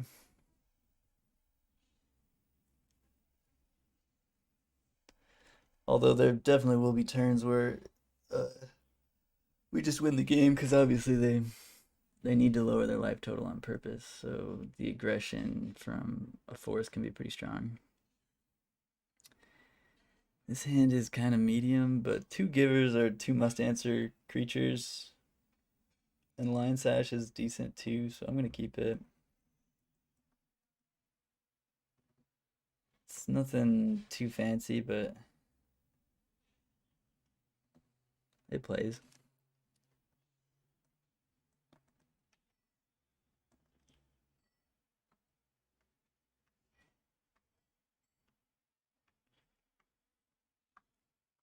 They probably take Lion Sash here. Or one of the givers, I guess, if they only have one removal spell.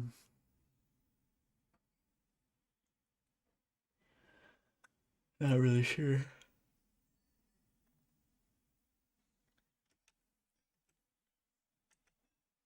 Two baubles. How many times did they mulligan?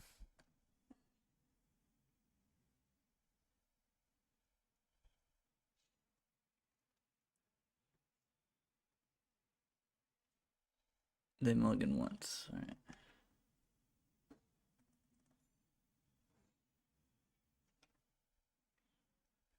In my upkeep and in my draw step, they're gonna target me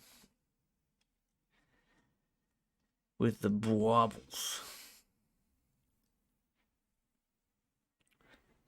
They're gonna draw 3 cards for turn.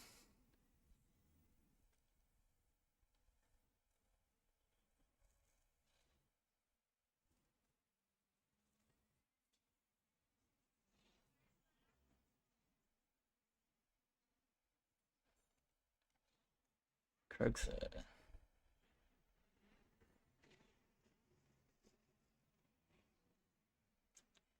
Kaldra's kind of low impact here, so it's either Kaldra or Giver. I think Giver's pretty good.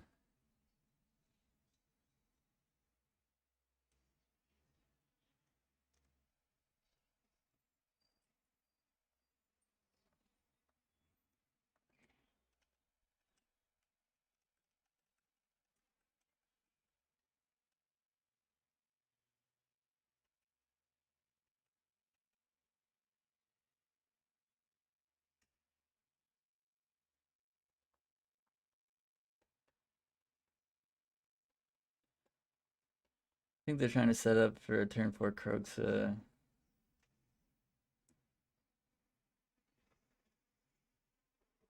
We could blink it with Flickerwisp.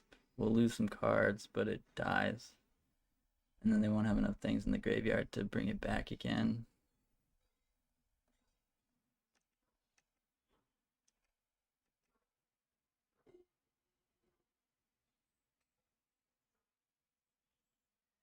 Or we can just cast Flickerwisp now.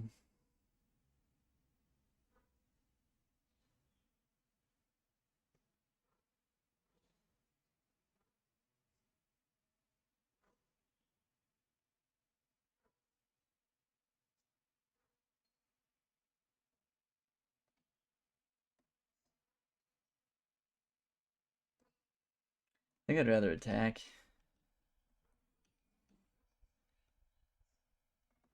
If we hold back both givers, they can't kill either of them, so maybe I'm supposed to hold back both givers. But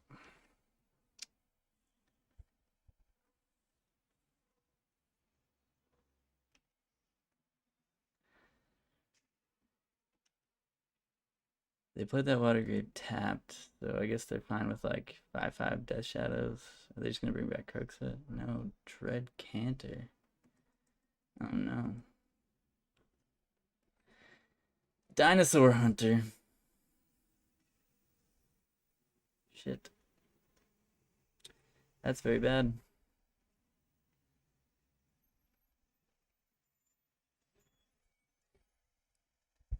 That is very bad.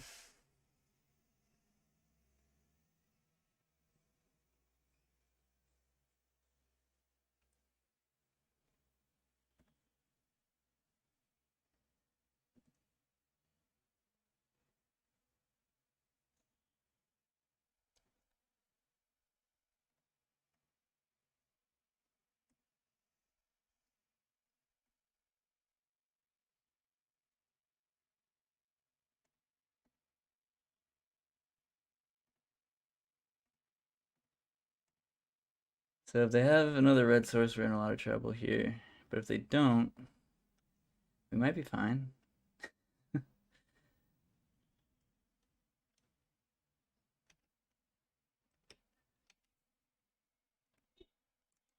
Maybe.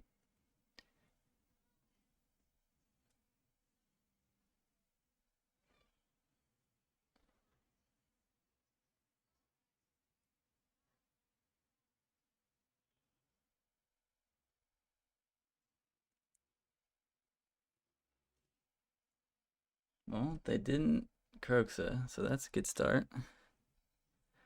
Unholy Heat targeting the untapped one. Bummer.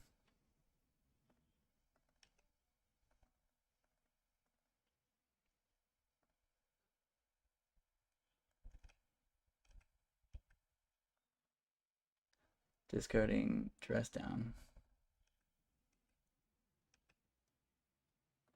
Attacked. Rip. Whoa.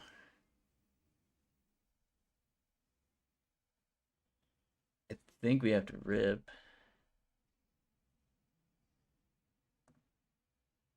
Because we can't risk them drawing a red source next turn. Well, does that matter? Yeah, we rip.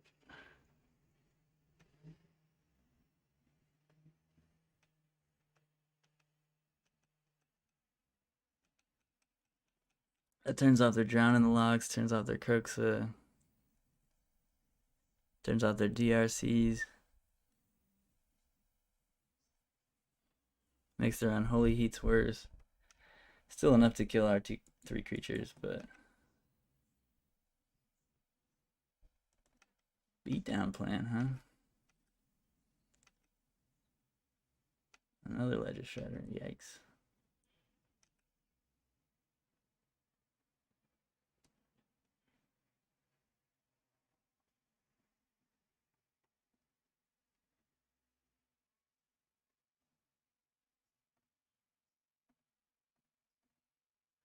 That Turok's probably gonna kill us.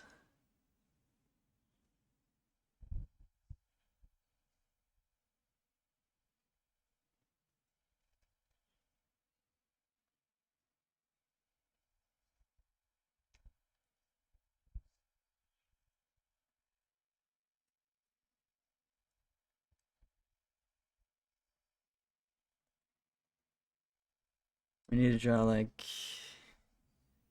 I don't even know. We're on a 3-turn clock here. Probably a 2-turn clock because they could just make this into a 2-power thing, and we don't have any flyers right now. Don't have any flyers right now. And we don't have any flyers.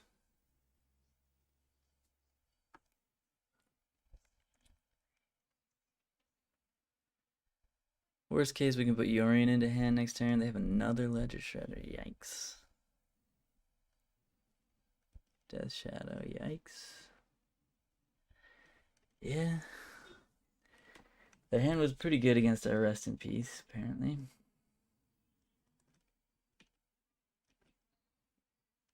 Pretty strong.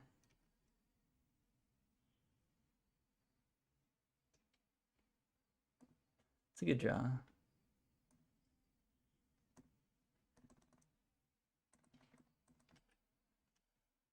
We did want that land.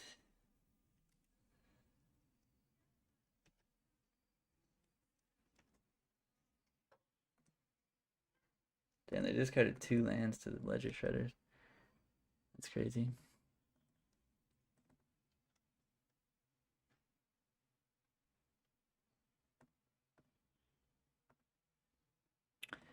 Probably getting blown out here. Oh, yeah.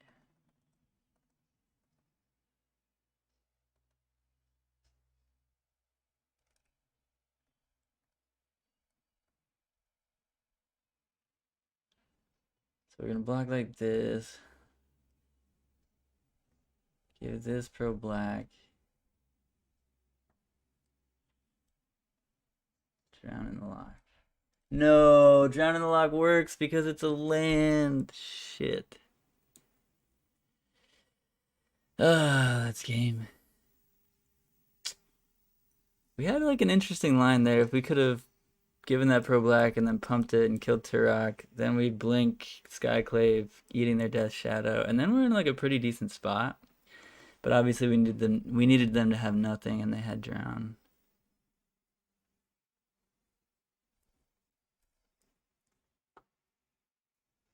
Eiganjo does deal with this though, so actually that was a pretty good draw. Oh, but we can't cast it now without playing the Eiganjo. Bummer. Had another out to the Turok. Damn.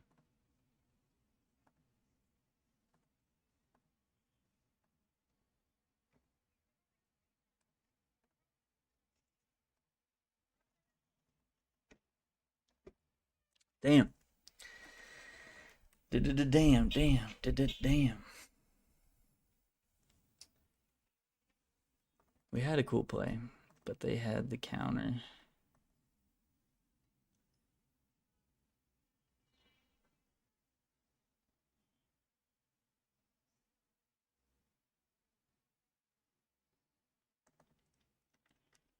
Kroxa.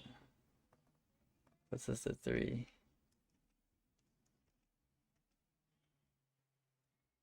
And they attack with Turok and we die. EE for 0, sure.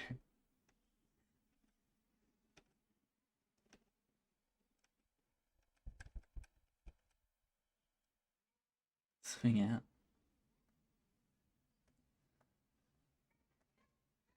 Could have just attacked with Turok and we were dead, but okay.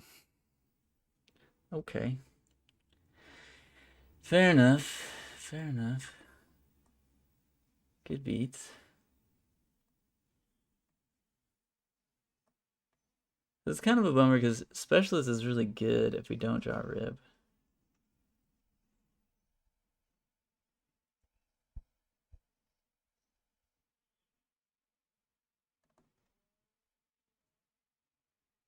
Thalia is a bit better on the play.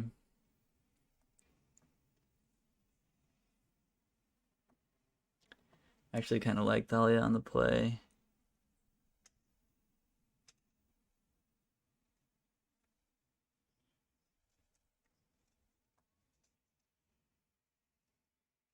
Well, the Spirited Companion's kind of good too.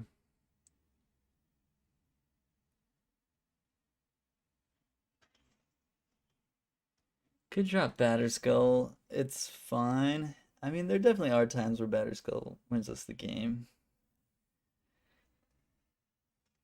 Yeah, I guess Batterskull's kind of good.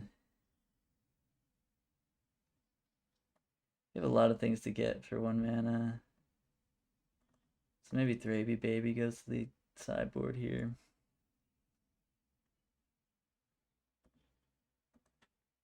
I think that looks fine. I'm not sure if we're supposed to play Extraction and Rest in Peace. The reason I'm playing Rest in Peace over Unlicensed is because it pitches to Solitude and Force of Virtue.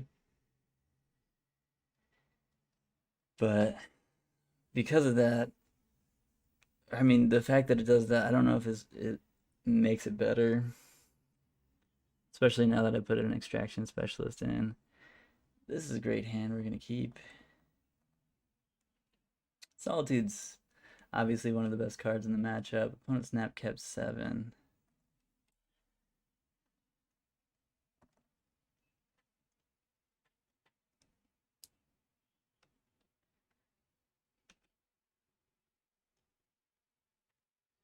But so did we. They're going to grab our Solitude here, so that's a bummer, but the rest of our hand is great, so not that mad at it.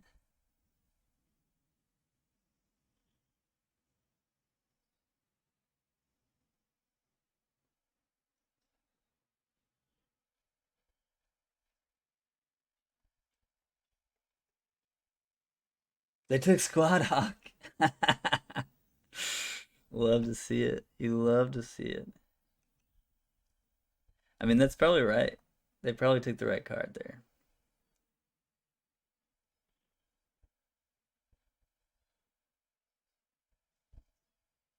So if we rip now, then they're drowning the locks are pretty bad.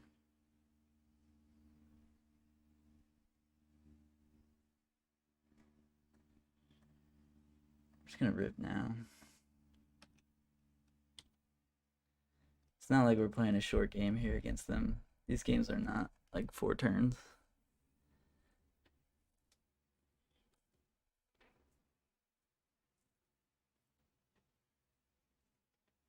Shreddy.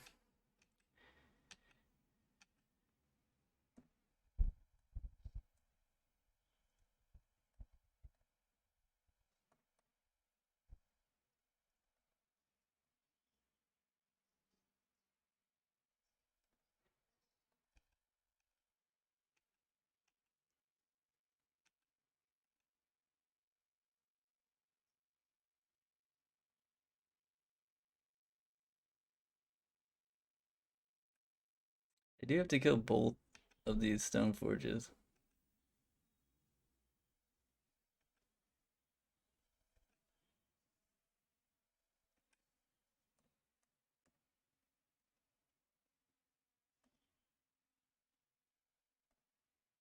They probably have another removal spell for this one.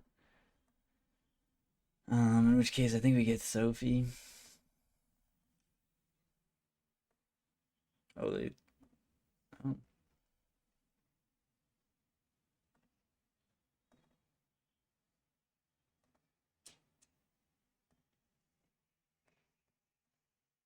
Wow, nothing to pitch to Solitude though. Or nothing to pitch.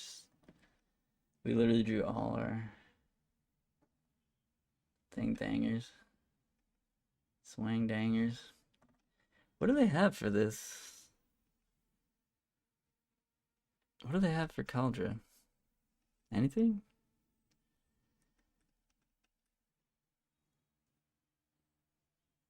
Guess they can just like block it. But it beats Death Shadow. Like it beats everything. They need bounce. Oh, dress down. And then they can kill it.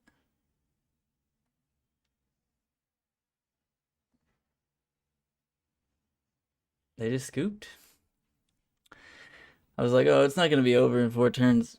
Kaldra just ended the game. So I guess I was wrong. Death Shadow is pretty cold to Kaldra, huh? They just don't have answers to it. Except for dress down into Unholy Heat. If there's a graveyard. EE also gets it. They can get the token with EE. So they have like 2 outs in their 75 to Kaldra. But I mean, obviously they also have the out of just killing Stoneforge before it untaps.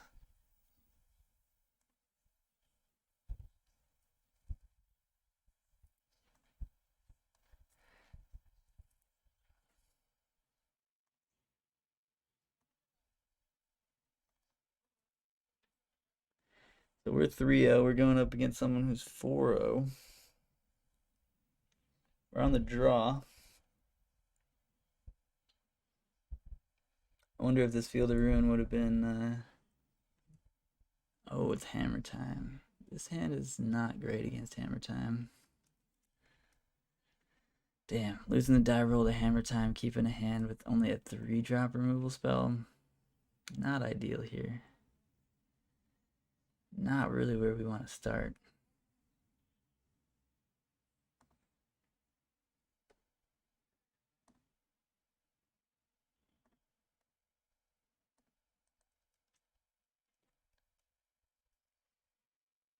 Not really where we want to start in this matchup.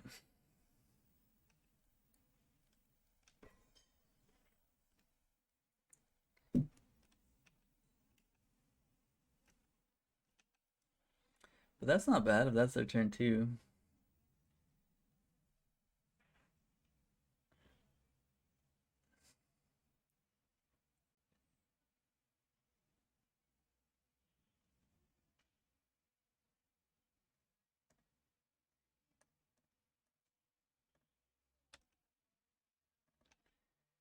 Aether Vial, it's not the best draw there.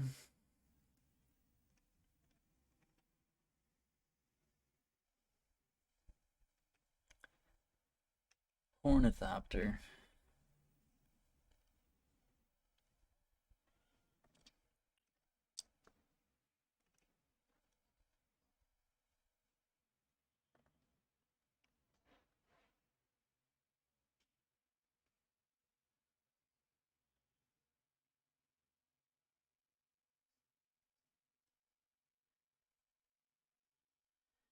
So we don't feel to ruin this. They get 2 big dumb dudes.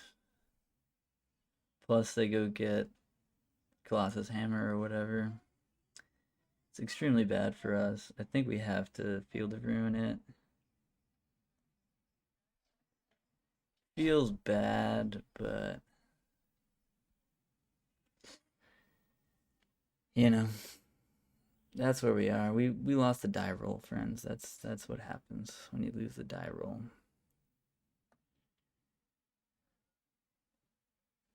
They seem to be on the mono white version.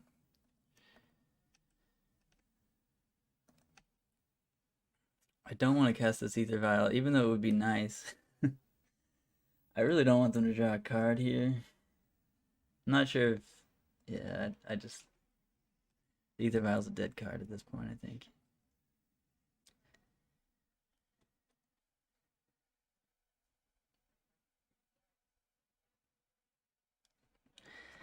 It's just rough how well the Hammer deck can grind.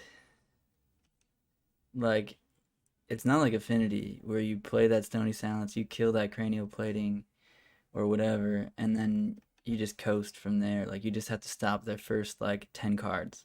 If you stop their first 10 cards, you win the game. Hammer's not like that. Hammer can grind.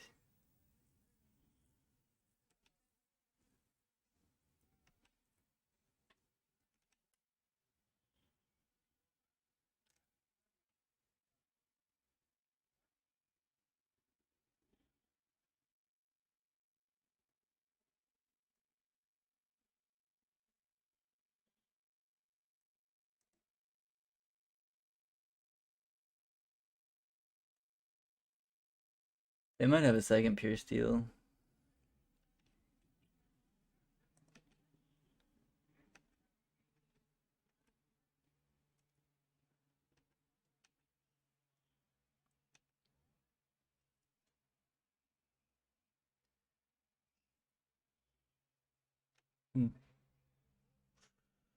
Okay, that's a problem.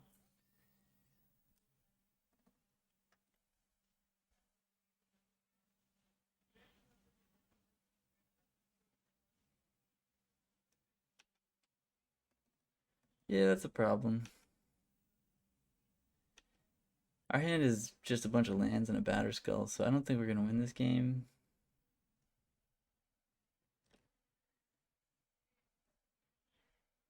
I mean, we could top deck Solitude or Flickerwisp, and those would be great. We just cast Batterskull next turn. Then I guess we could double block the construct with Batterskull, so we can just go to 6 here, but then we're just dead to any other artifact. Yeah, I don't think that really works. Maybe we have to chump.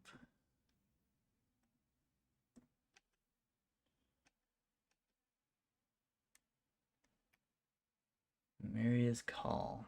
I mean, actually not that bad, since we have 7 mana.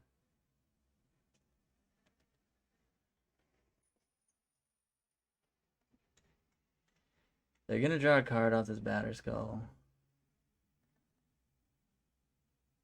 And maybe our only way for them to, or to have a chance in this game was to like actually go for the Aether Vial earlier and let them draw another card.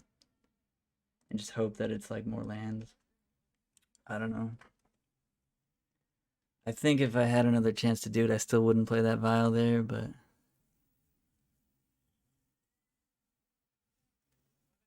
So we have to draw like Solitude next turn, or Wisp.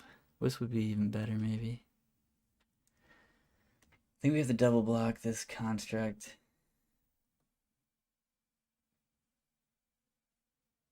They drew all 4 silent clearings.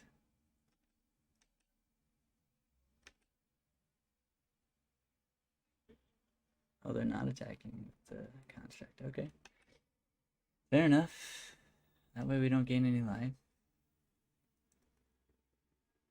Sigarda's Aid.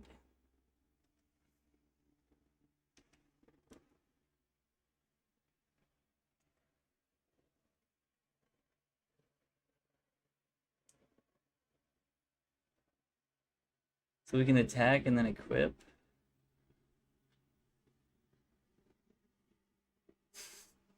I guess that's our line here.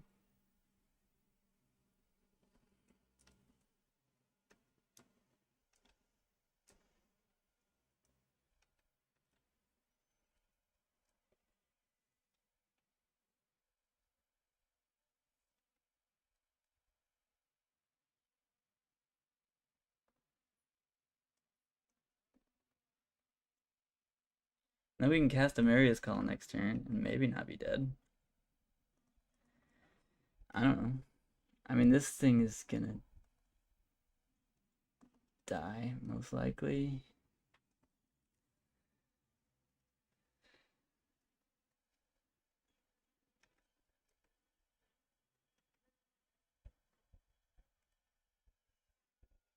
Oh, well, they drew a Colossus Hammer. Cool. Oh, a Shadow Spear. That doesn't do it. Oh, that does do it. Yeah, because Nettle Cyst.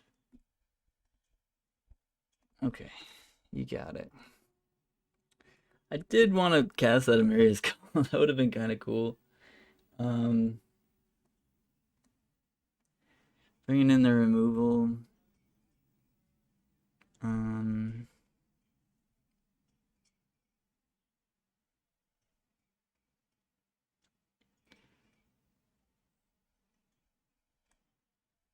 Don't think Thraben Inspector is really worth it. Lion Sash is pretty bad.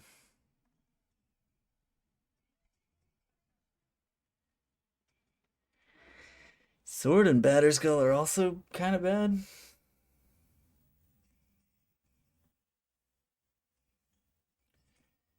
Which means, you know, Stoneforge is not that good. But Force is also not great.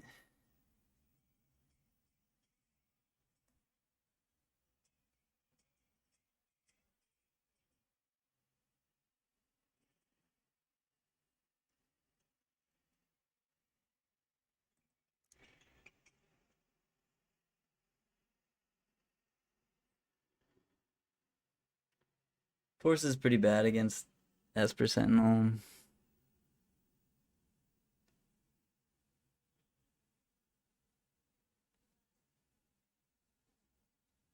Can actually be decent. Yeah, I guess it can kill Pure Steel. Yeah.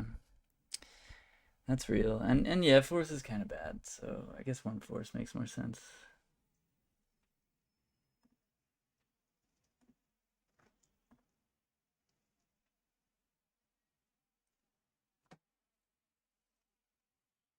Kaldra is really good, yeah.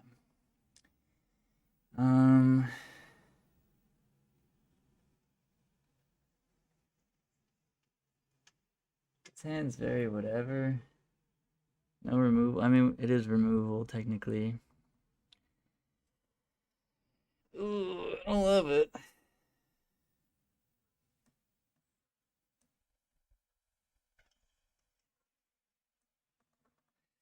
I don't love it, but it draws a bunch of cards.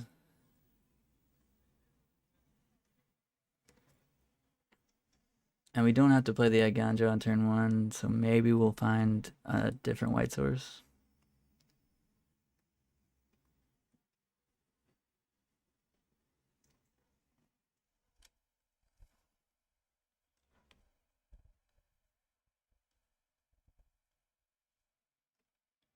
Same as Yorion starter hands.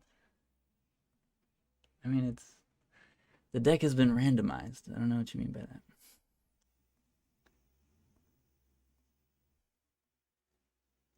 Yes, it has 80 cards in it, but it's death and taxes. All the cards do basically the same thing.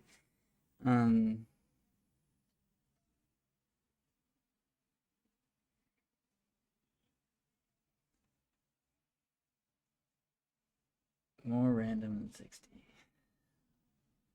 Depends on what your makeup is, but yeah, I guess. Get Kaldra. Sounds good, yeah.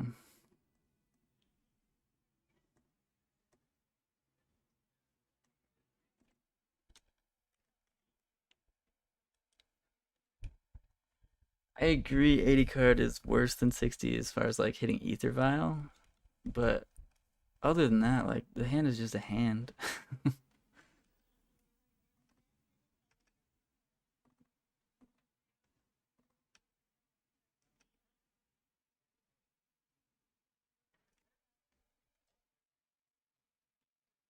There's a Saga, huh?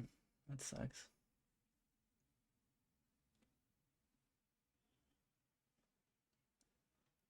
Kind of want to just commando the Saga.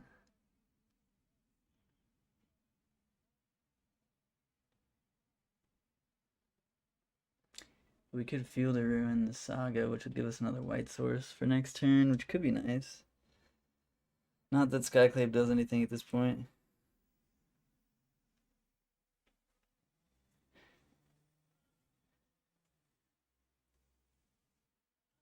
Emeria, alright. Yeah, that makes sense to save Commando for things that Commando can only get. It's awkward, because if they kill Stoneforge next turn, we're in trouble. Guess we could have done this on upkeep.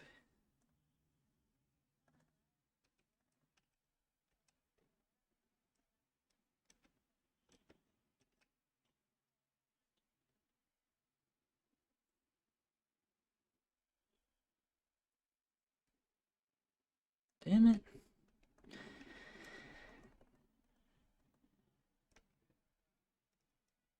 All the sagas. I guess that's fine though.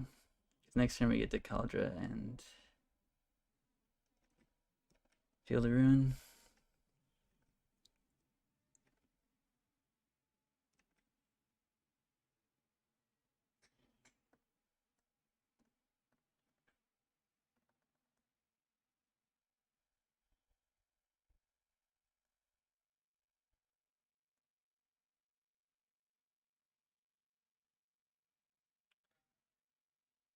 So I'm going to pass to begin combat here.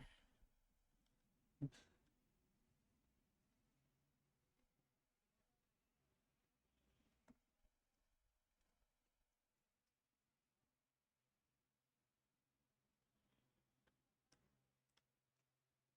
Just so they don't have the floating mana anymore.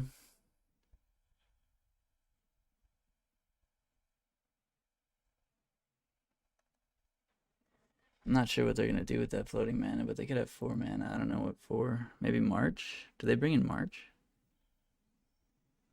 I guess they could always just March this.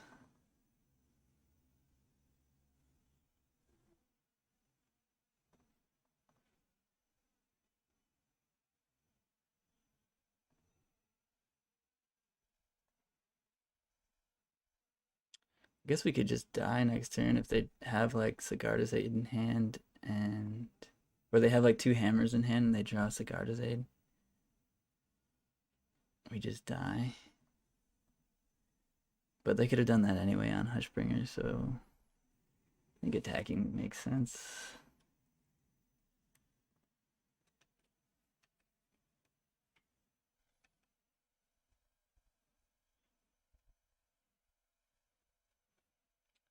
Yeah, mono white, huh?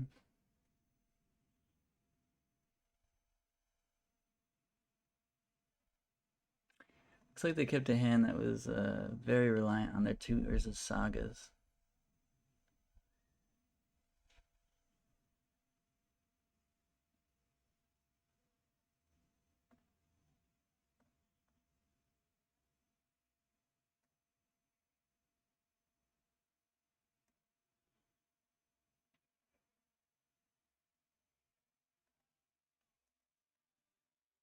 I can have Equip with Trample Creature? Oh no, opponent. This is bad for you.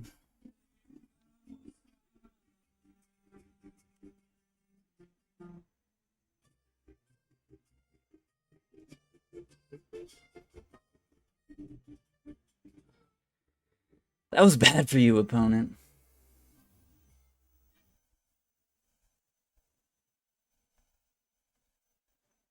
Gonna put out a factory here because the Field of Ruins are actually really good. And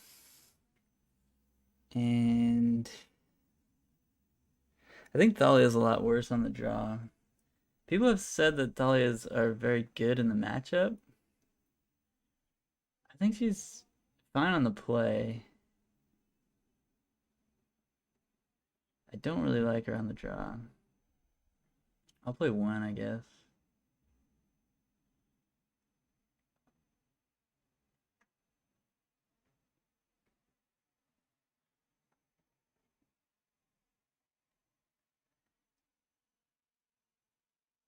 Oh, because now we're out of range. I think killing Hushbringer makes sense, because what if they like draw a March or something? Some way to deal with the token there, and then all the rest of our hand is on if we kill the Hushbringer, right? You would play 1 over Ranger-Captain? 1 Thalia? One of the 2 Thalias?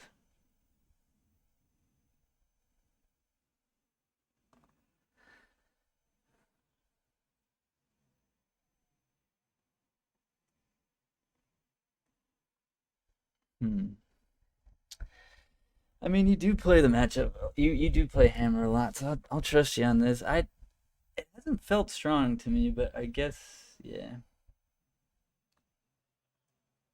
I think I'd rather cut a Thraben Inspector because Ranger-Captain's just really good at getting Giver, which is really strong, and Giant Killer is actually a huge deal. I'd rather cut Thraby.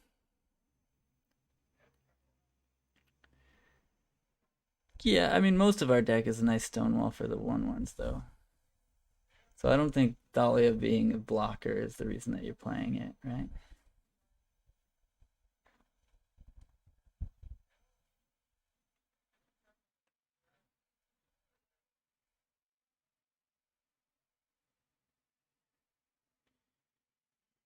This hand is medium. Uh, it's kind of slow. All of our spells are 3 mana, basically.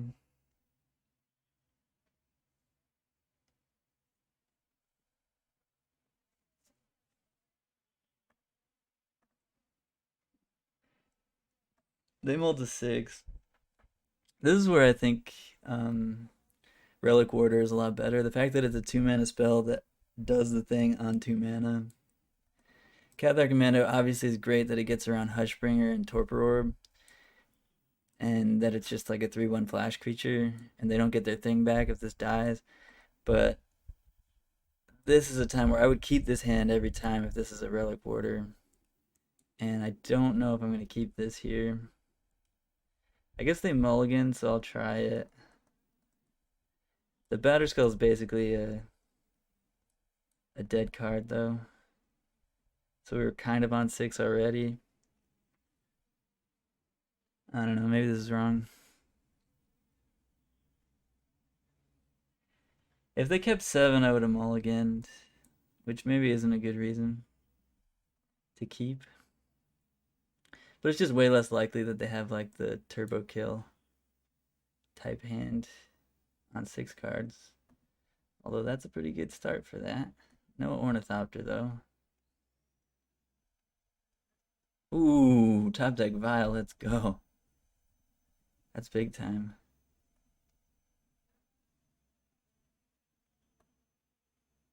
That's big time.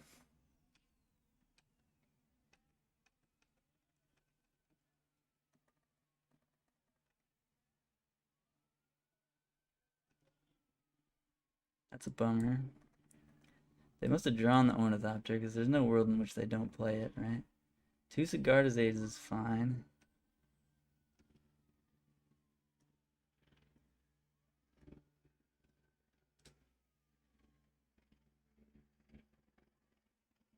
But Urza Saga is going to get at least 1 activation, unfortunately.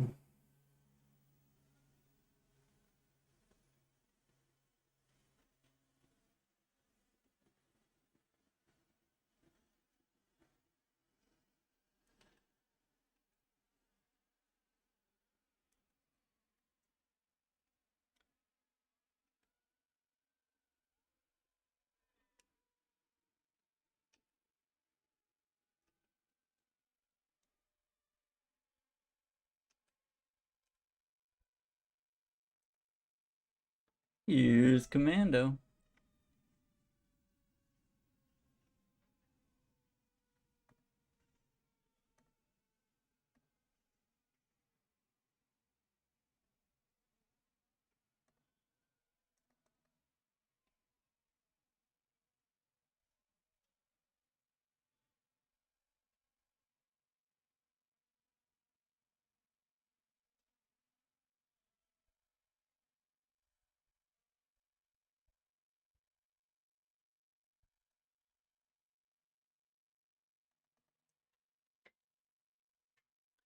They're going to make a 2/2. Get a Plains. I guess I should have attacked first. Well, maybe not. Yeah, I guess it doesn't really matter.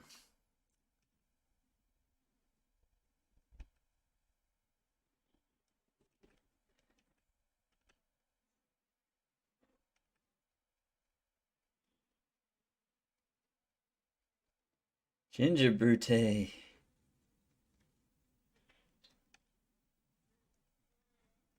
Yeah, I like that we have the out to the Colossus Hammer.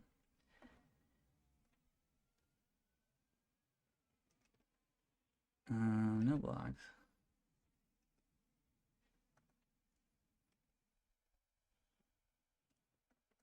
Pump fake.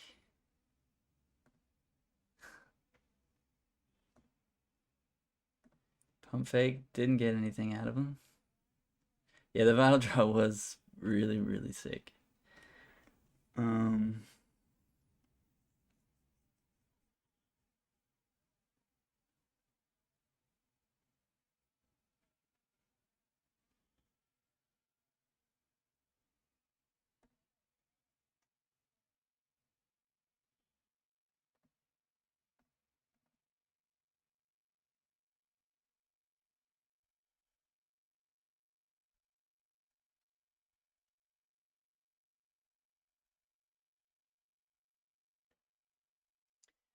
Giant Killer's okay.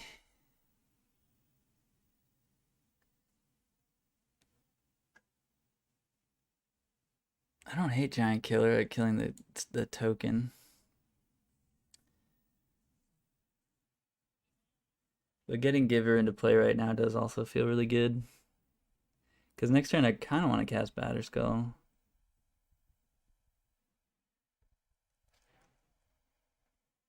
Maybe not. Maybe it's Giant Killer.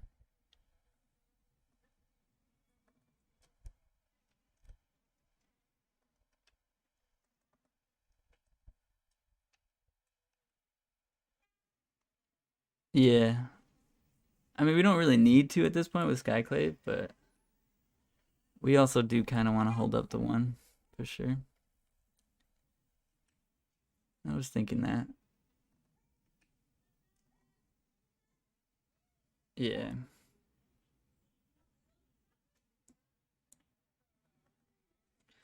Only by artifact creatures, huh? Okay.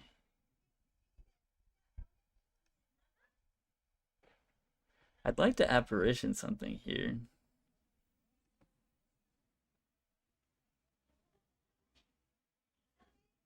So like if we block the construct and then we apparition the Ornithopter, it's pretty good. And we can just kill the construct in response if they try to blacksmith skill something.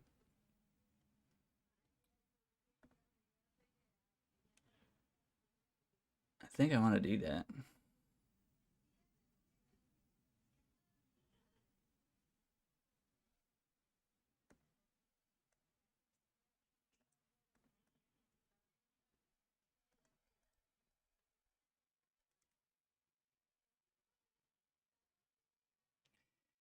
Maybe Gingerbrute. I don't know. I was just more worried about the flyer, I guess, but yeah, maybe Gingerbrute's better. They're gonna blacksmith skill the Ornithopter. So I think I just kill the Ornithopter.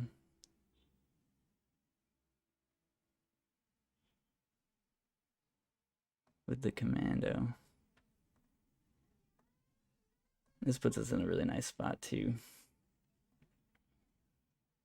You just let it go. I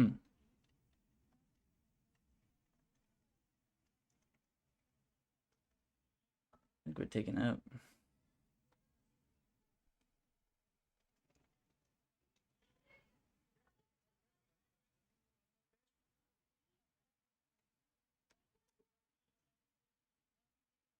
I guess they could have 2 Slam Jammers, but we have Giant Killer, so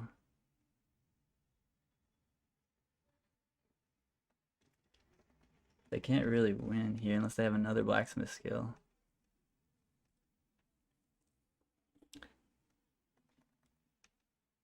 Yeah, we're not naked. No nudity here. It's against TOS. Hey. Oh. Fanny pack with the big sub. 19 months, goddamn. Really appreciate that, Fanny.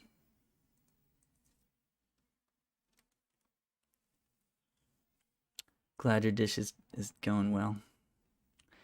No Yorion to hand because we need to hold up Giant Killer there.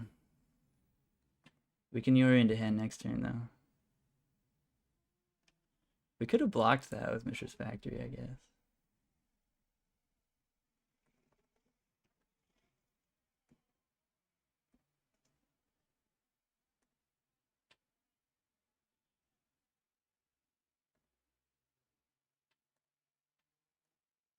Yeah, chop down cost 3. It's kind of expensive.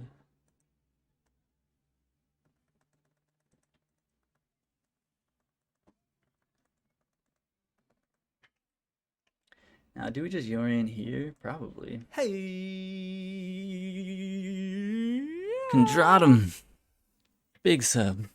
Big sub with some prime. Oh yeah. Really appreciate you, Condratum.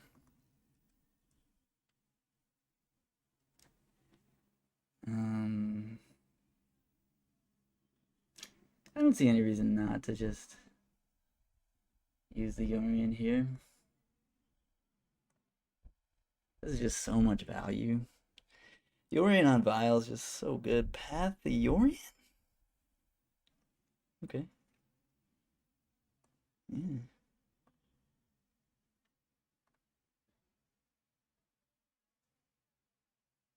Another path. Alright. Sure.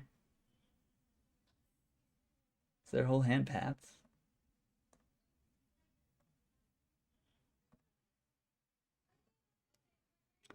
Yeah, resetting Vial could have been fine, yeah. I mean, we do have Solitudes in the deck.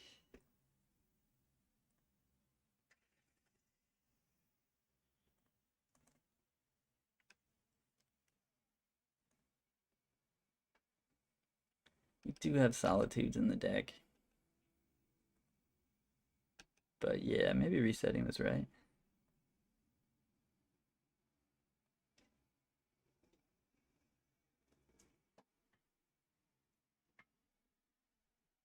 We can cast Emeria's Call.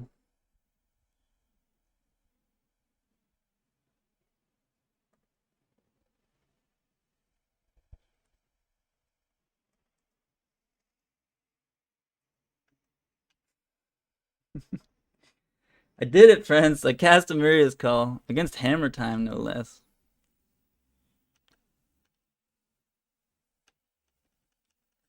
Yeah, about to steal some lunch money for sure.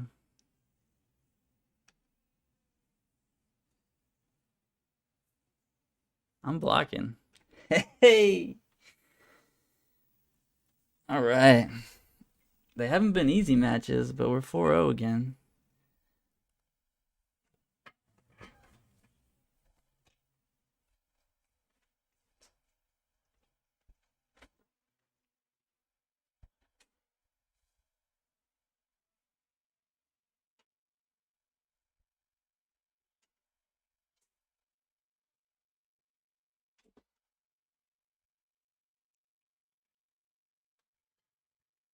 Yeah, the Angels, I just put one in front of the Ink Moth, and then we can't lose there. And there's two of them, so they need like 2 removal spells and a Colossus Hammer. Maybe that's wrong because we just have Giant Killer there, but we did need to win the game at some point, and they were at like 7. So I think it was right to cast Call.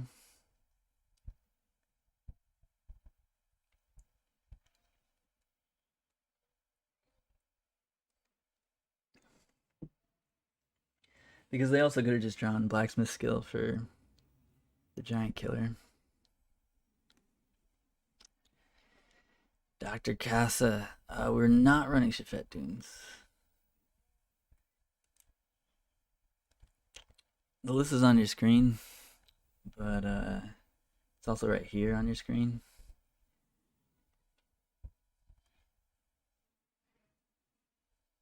Oh, Shadow Spear, yeah. Shafet Dunes, I think, is good if you're running Eldrazi. And I think playing like 1 might be okay, but we already have a Shafet Dunes permanent. And like 5 mana +1/+1 our team is like fine. It's fine. I like Mishra's Factory. I mean, obviously Mishra's Factory isn't tap for white, but I like a lot of planes right now. I don't want to lose to Blood Moon. We actually did lose to a Blood Moon deck. Well, we lost 1 game to a Blood Moon deck in this league because of Blood Moon, actually.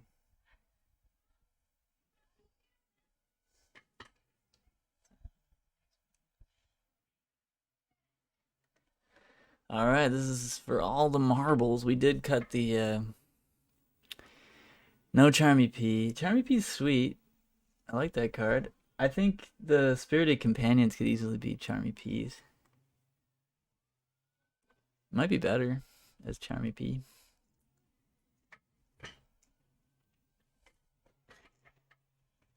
That's definitely an option. The Spirited Companions have been fine. Like, they're 1/1s that draw cards. It's not bad, but Charmy P obviously insane with extraction. Do we keep the 1 land vial hand on the draw for the 5-0? I think so. Yeah, we cut the Mistveil Plains. Oh, it's Living End. This hand is not great against Living End because this isn't coming into play until turn 4. So hopefully they don't have it. I do like the Living End matchup, but being on the draw game 1 is definitely a big downside. But I haven't lost the Living End yet with this deck because Ranger-Captain is really good, but winning the die roll is kind of huge because they can definitely get you in game 3 even with a lot of interaction. Discard the hand size? Not necessarily the worst thing. I'm sure people have won like that before. But I'm gonna make him find it. Oh, Riverwinder is the rough one.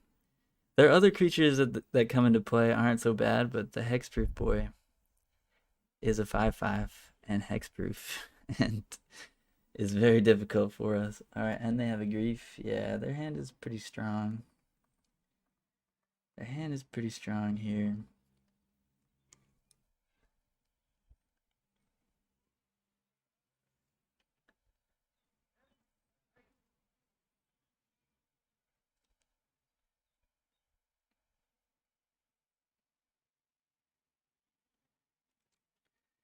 Close this one.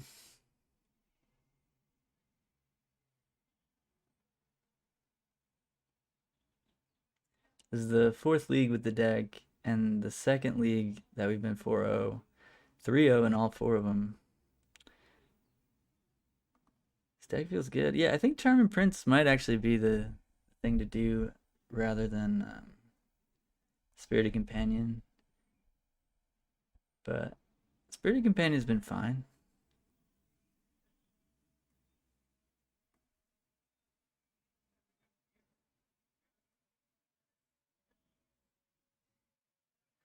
I was hoping for a white source there. That's a bummer.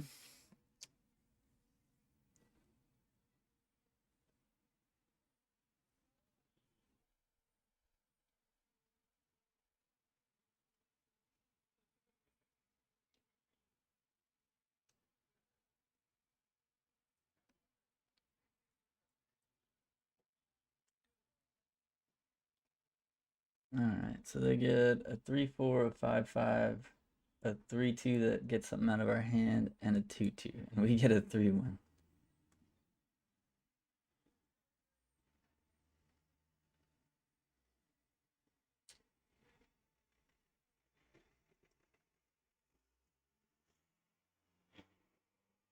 And our 3/1 doesn't really do anything, which is why they took this card. I think. I don't know why they didn't take the sword, but.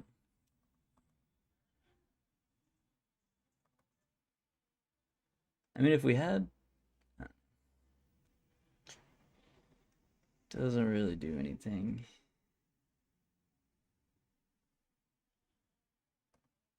Whatever.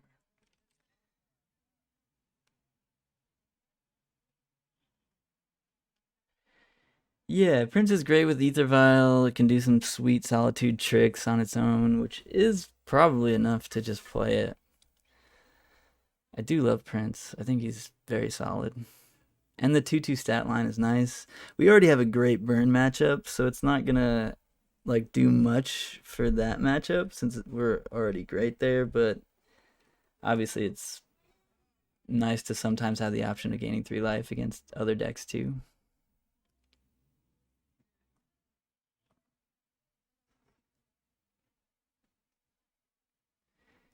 Okay, alright. It's like that then. Um,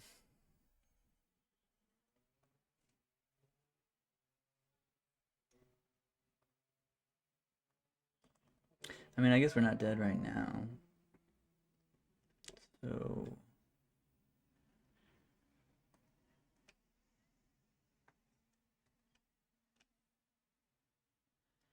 Sophie's kind of good. We have nothing to put in with this vial. We're taking 13 down to 7. It's not a great spot.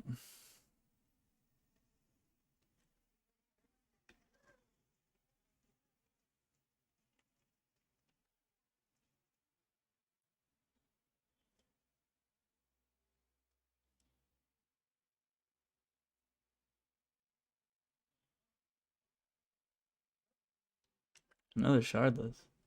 What? Wait, why? Wait, what?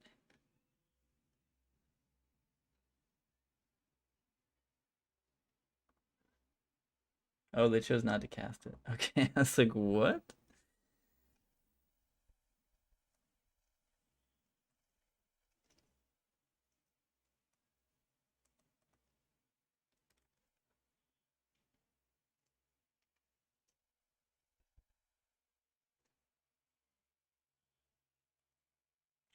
That's a bummer of a draw.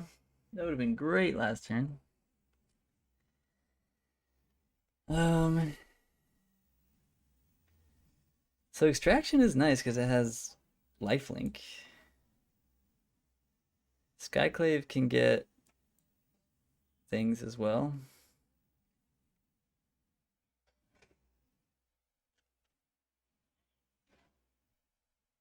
Yeah.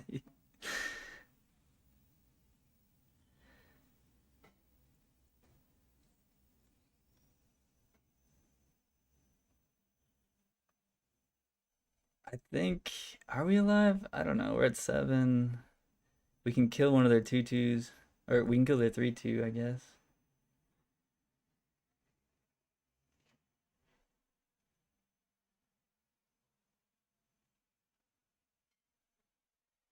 Batterskull seems better here, honestly, than Kaldra. We're definitely equipping, but do we equip... Oh, should we have equipped on the specialist? Because then they can't really attack. Maybe we're supposed to equip onto the specialist. We're gaining 3, but taking...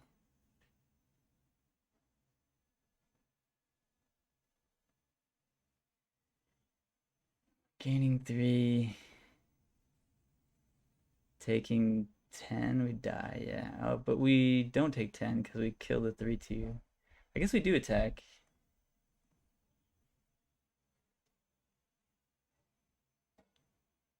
And we draw a card here. Drawing planes would be sick.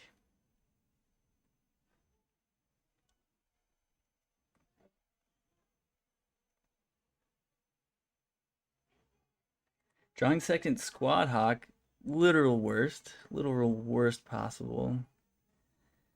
Any untapped land would have been great, because then we could have stuck it on extraction and been actually in a pretty good spot. So we're taking 7, gaining 3 here.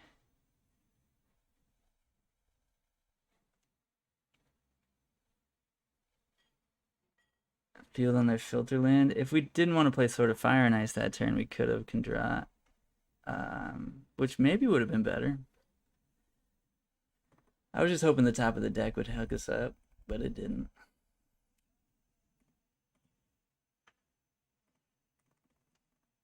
Have to block there.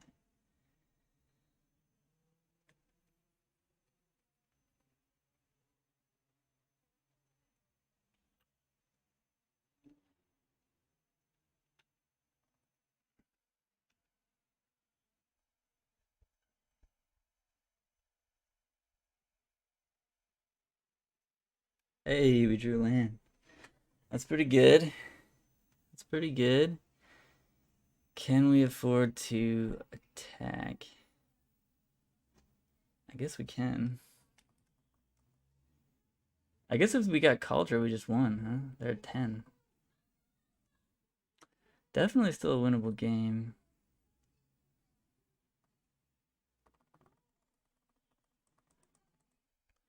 What's the best line?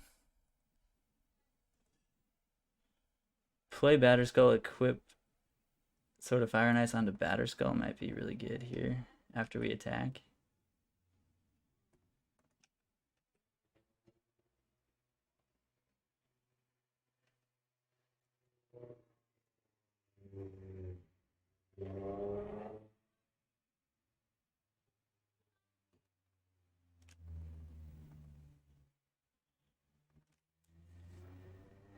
Yeah, I think we put Batterskull into play and equipped Sophie onto it. That's kind of putting all our eggs into that basket, though.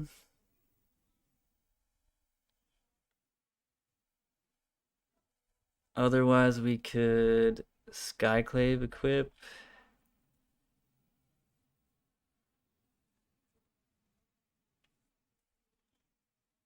or Ranger-Captain equip. Yeah, this is really interesting. Yeah, so they have Brazen Borrower and Colossal Sky Turtle. Those are the cards we're scared of. Their graveyard also has a couple creatures in it now. We definitely want Batterskull in play. So I don't think I want a Squad Hawk here. But do I want to put the Sophie on Batterskull right now? I think the answer is yes, because I don't think they have the bounce.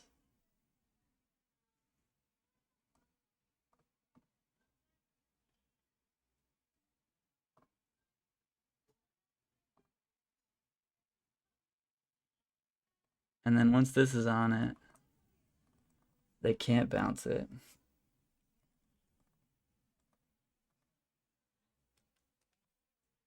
They do have the bounce, we just die here. Oh no.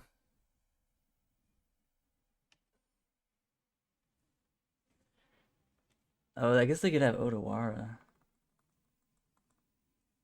That would kill us too.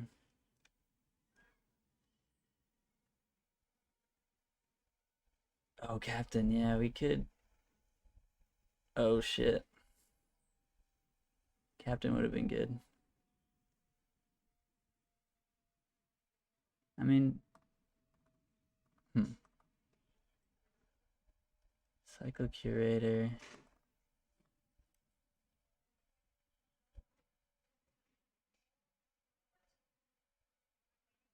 Play land. Swing out.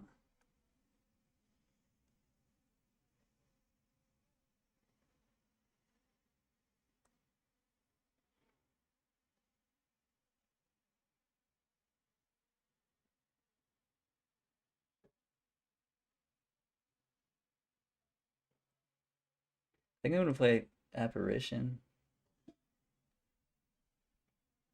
I think. I don't know. Maybe it's Captain. Maybe it's Captain.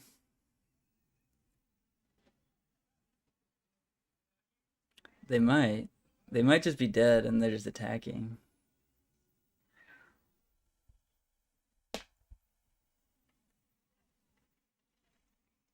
They're gonna cascade right now.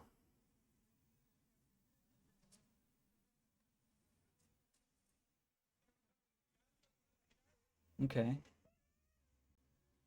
Living in, get grief back and take our 3-drop. We have 2 3-drops. Alright. Oh, we get specialist back too. Sick.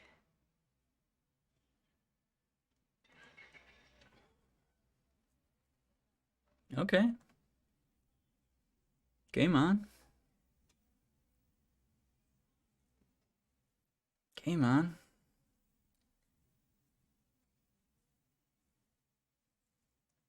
But yeah, having the captain in play would have been better.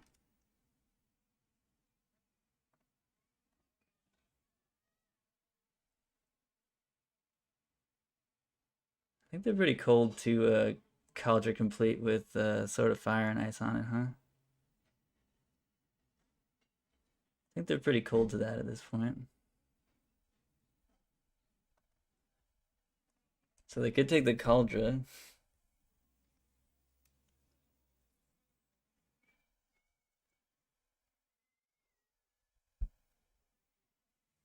It's all pretty bad for them here. They took Skyclave.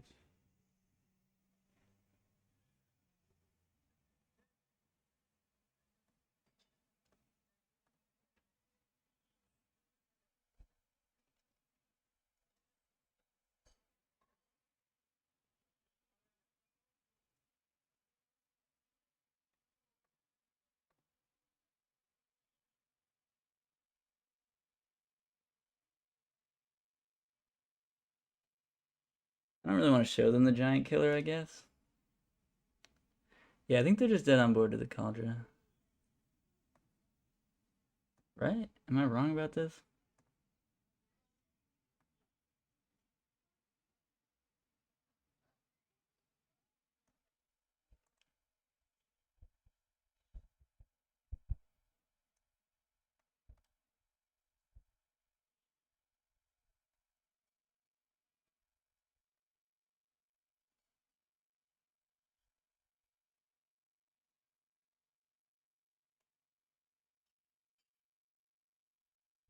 They can only block it with grief, and it just deals more than 4.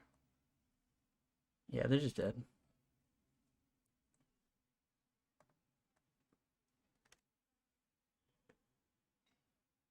Sick. Wow, we won that game? What? What? Hold up, we won that game? Wait a second.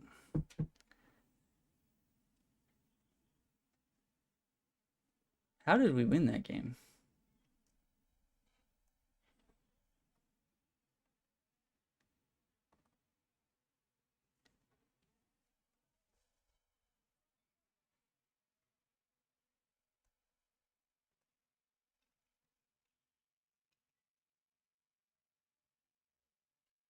Oh yeah, Skyclave's pretty bad.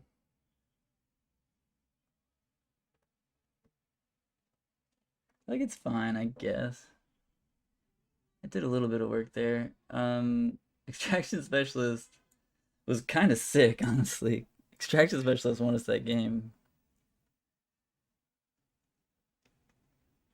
Even though it's bad when we're bringing in Rip, I still think it just won us that game. Like, it's pretty sick. What's up, Avedis? Thanks, y'all. Squawks are broken. We didn't even cast Squawks, but we drew 2 of them.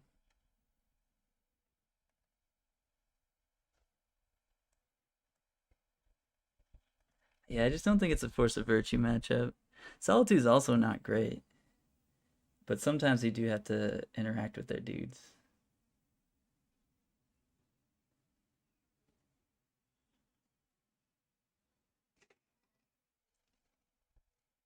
Anything that draws us cards we want. Yeah, alright.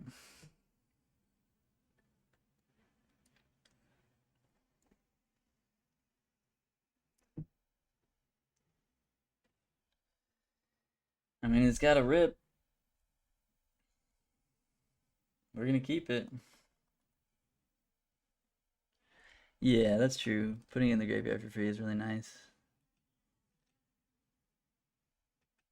Or, I mean, for a card, but yeah.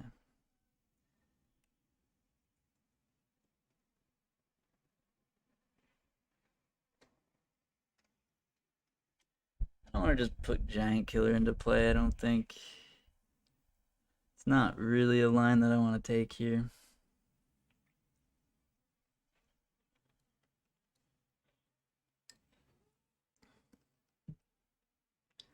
Our opponent is playing Force of Negation, Grief, Foundation Breaker, Force of Vigor. So it's not like they have no outs to this Rest in Peace. I actually prefer Drannith Magistrate to Rest in Peace in this matchup. And Ranger-Captain. Obviously, if you have 4 Rest in Peace, you should bring them all in. But, like, oh, they missed their land drop.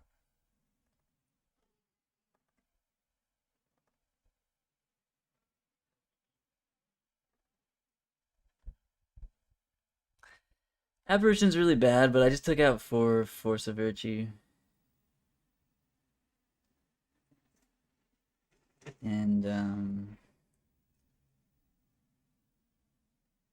2 Apparition. But yeah, I guess it could have been 2 Force of Virtue, 4 Apparition. It's pretty bad.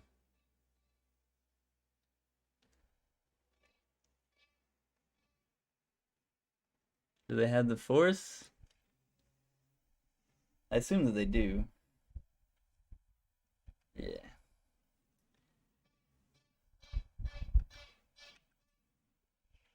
Alright, well, we're in trouble here, even though they're only on one land, because we don't have any other interaction, nor can we even really cast anything.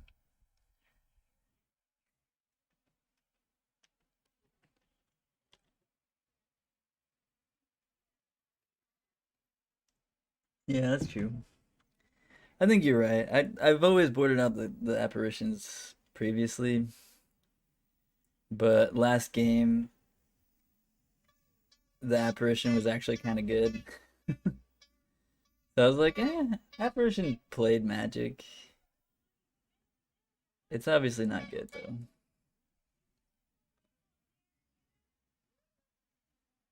Hey, that's a good draw.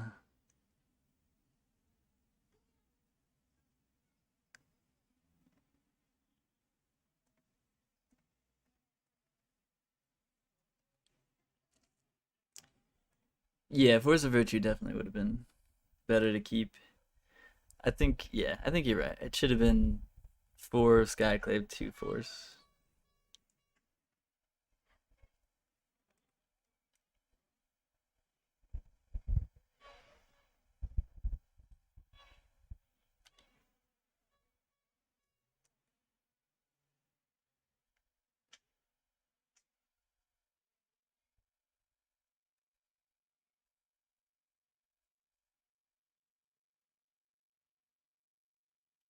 Alright, we get to do Flickerwisp tricks here, which is nice.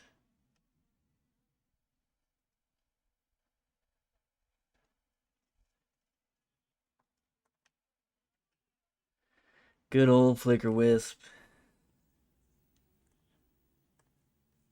Now this is a play, for those of you not familiar with Death and Taxes, not familiar with this card, this is a play you're going to make a lot when you don't have an Aether Vial and you still want to do dirty things with Flickerwisp. You wisp your own wisp, you go to the end step, you take out their land. I think we want to grab their steam vents. And then they don't have that land for their entire turn. I mean, against this deck, it doesn't matter as much because they have Violent Outbursts, so they can still get us at instant speed here. But it does matter against Shardless Agent and any other sorcery speed spells they might try to cast. Yeah, they only have 4 outbursts.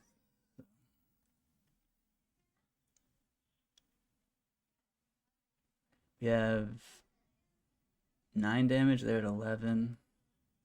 So if they had played that untapped, we could have killed them.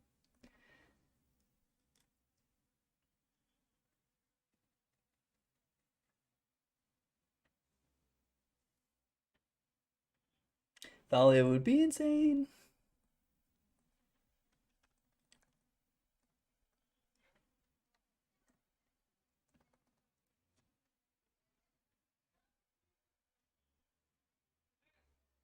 Yeah, you think we attack with Giver here? I'm just... Yeah, you're probably right.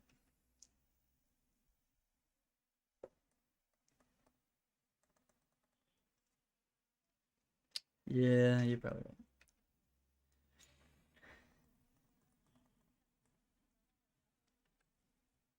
Force of Vigor killing the what do they pitch?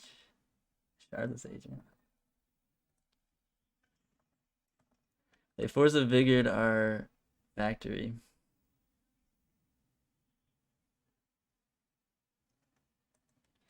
But we get to put Yorion in hand.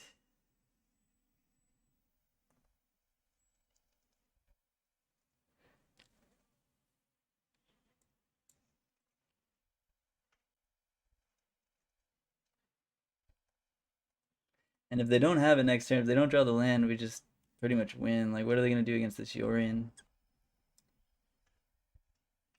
They need the land right here. Let's go! Woo!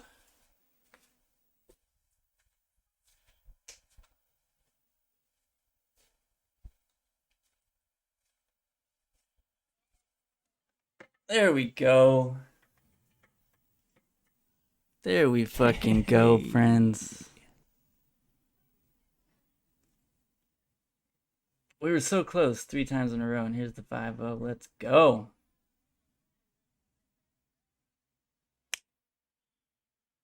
I knew we were going to get it. This deck has been feeling really strong.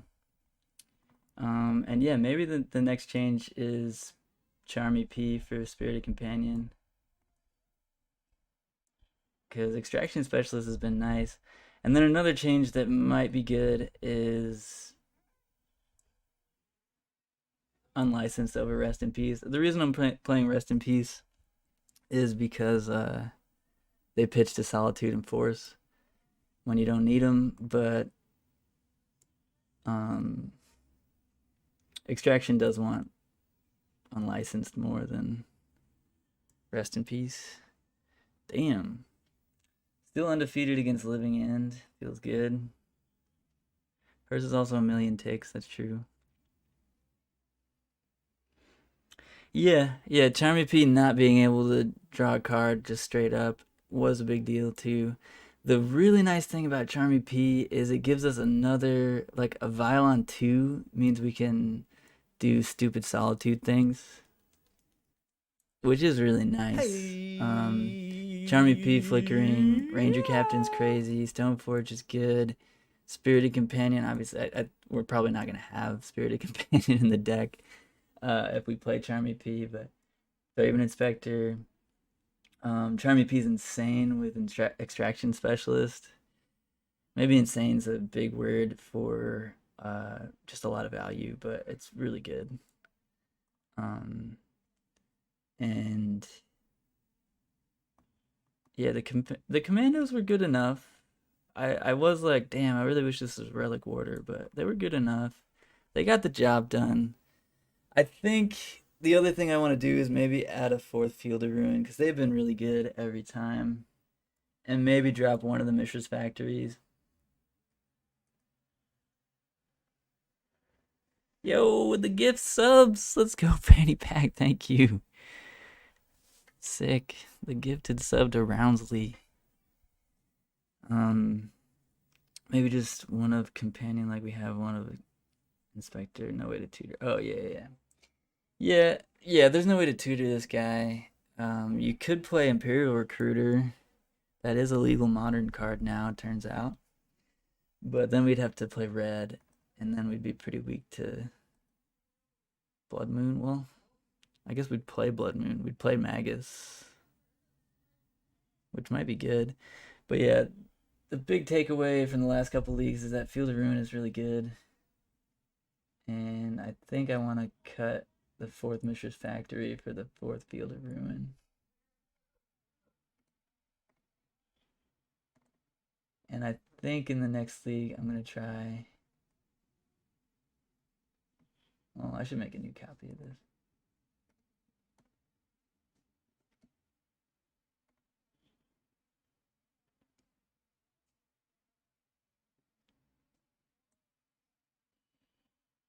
Tutor's Enchantments? I don't know. That's a good question.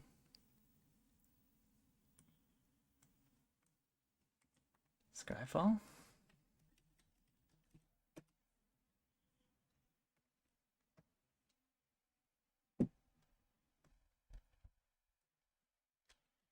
Search your library for any enchantment.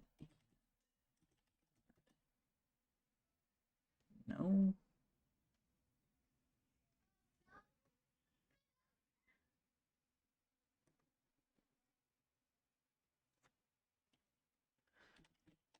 Search your library for...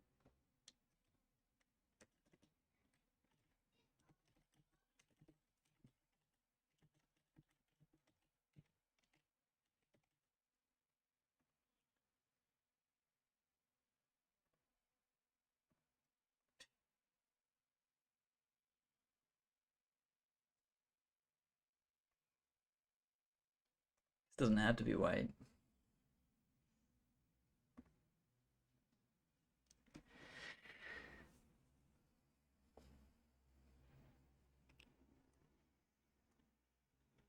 I feel like there has to be a 2-drop we're overlooking. Charming Prince is really good. Um, I mean, he's not really good. He just fills lots of different roles.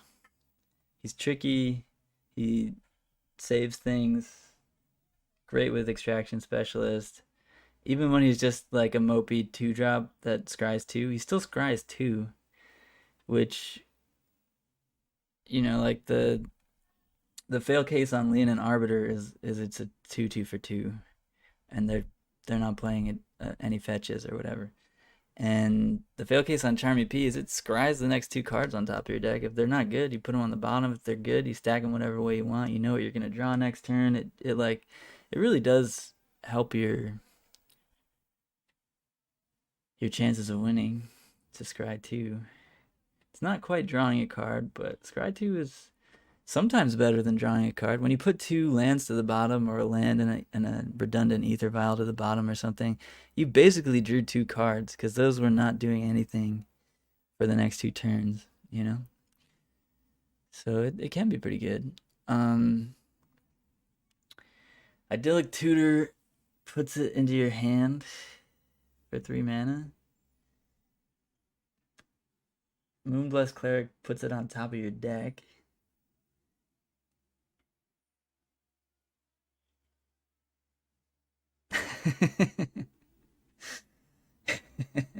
I mean, to be fair, I haven't played in a couple years.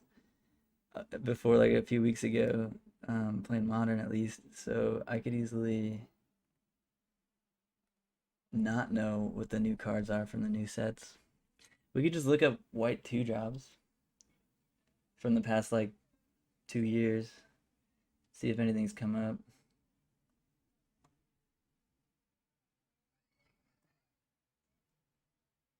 So white, modern, legal. Is there like an amount of time you can look up here? 2. Wait. Value 2. Mana cost, no. We want mana value. Where's that? Okay, equal to 2.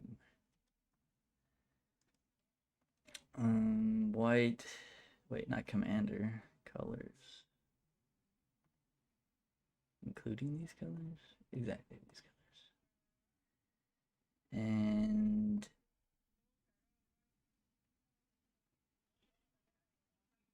the ones I don't know are like this one, this one, this one, this one.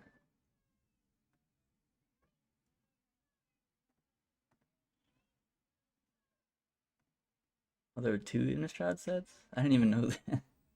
Did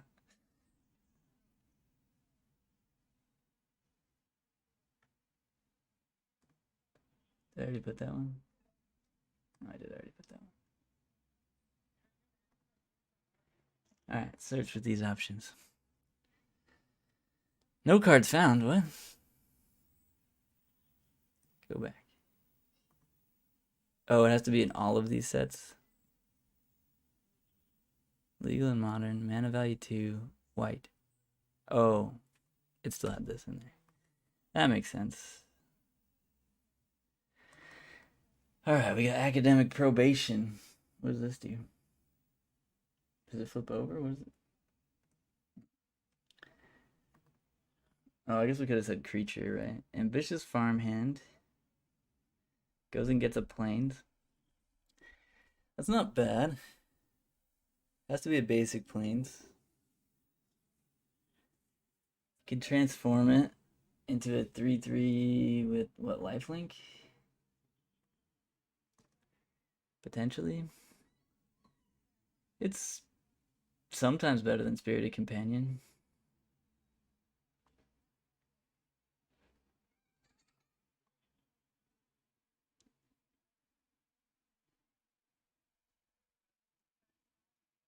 Citizen's Crowbar.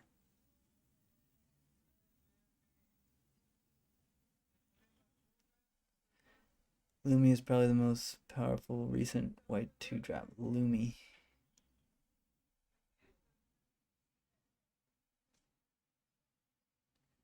Where's Lumi?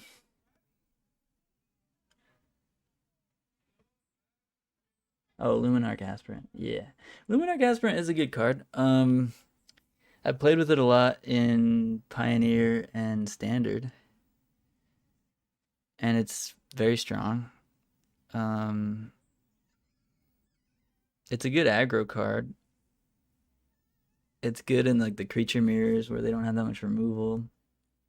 Um, those don't exist in for the most part in modern right now. I mean, obviously there are humans decks, there are merfolk decks out there, but you won't really be playing against them very much. Um, but Lumi does close the game out for sure. It's not that bad. I think I'm gonna specify creature here.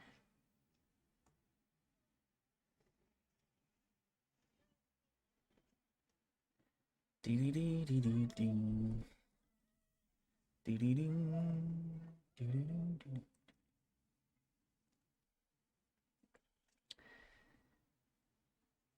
Light pause is sick, yeah.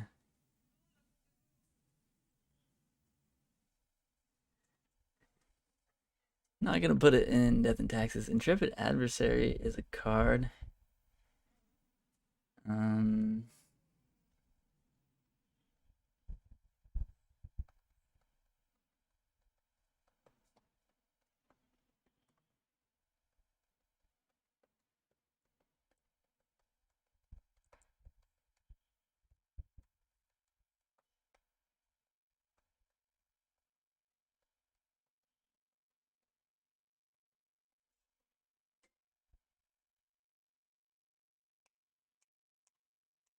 card I don't hate actually is Rafine's Informant. I think that card's fine.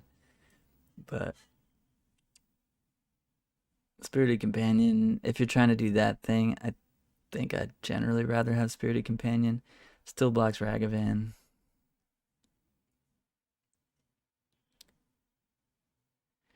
Strict Proctor is pretty bad in our deck, but kind of an interesting card in general.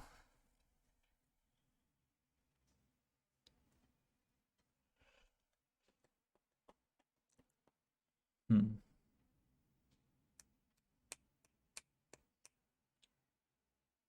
What does this do? Oh, it's a land. Flying Vigilance. Put a +1/+1 counter on each creature that entered the battlefield under your control this turn.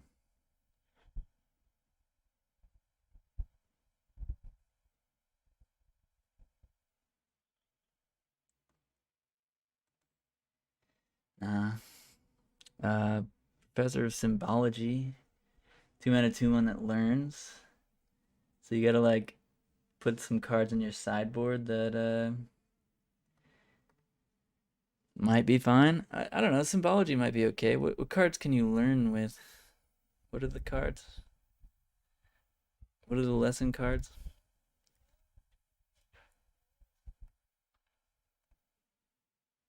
Are there any good ones?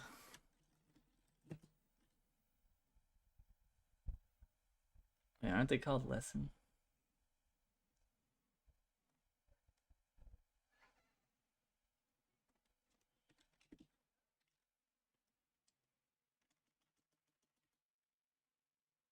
It's not called that? Lesson.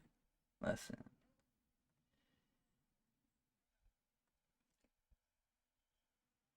Oh, probation's a lesson. Opponents can't cast spells with the chosen name until your next turn. Interesting.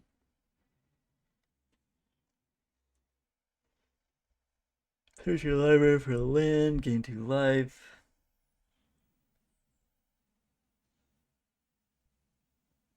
Exile, they draw. Scry 2, then draw. Create a bunch of things for 7 mana. Exile target non-land permanent. Its controller puts a 3/2 into play. Huh. I don't know. These all seem fine-ish. But not like too enticing.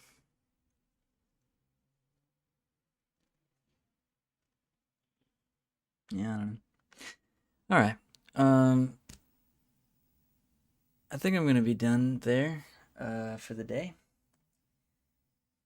Maybe, well, yeah. Let's at least make the changes we wanted to make here. I'm gonna put the Charmy Peas in.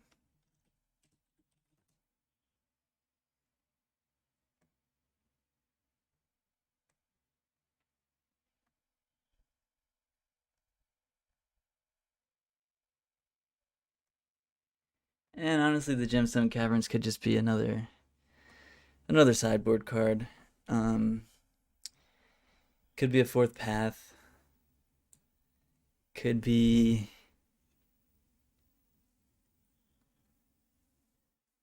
a third Forge-Tender even. I think we only really need 2 Forge-Tenders with the 4 Ranger Captains, but could be a lot of things.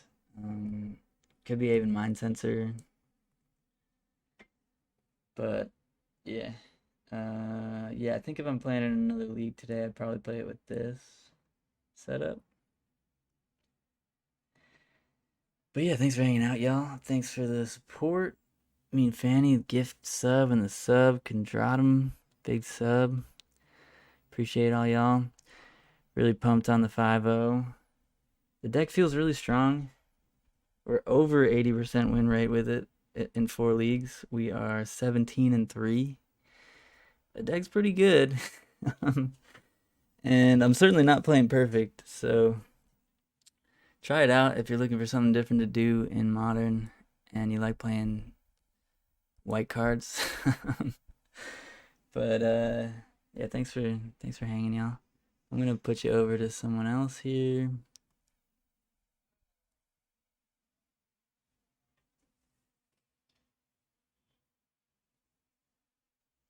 Let's hit up probably Everos.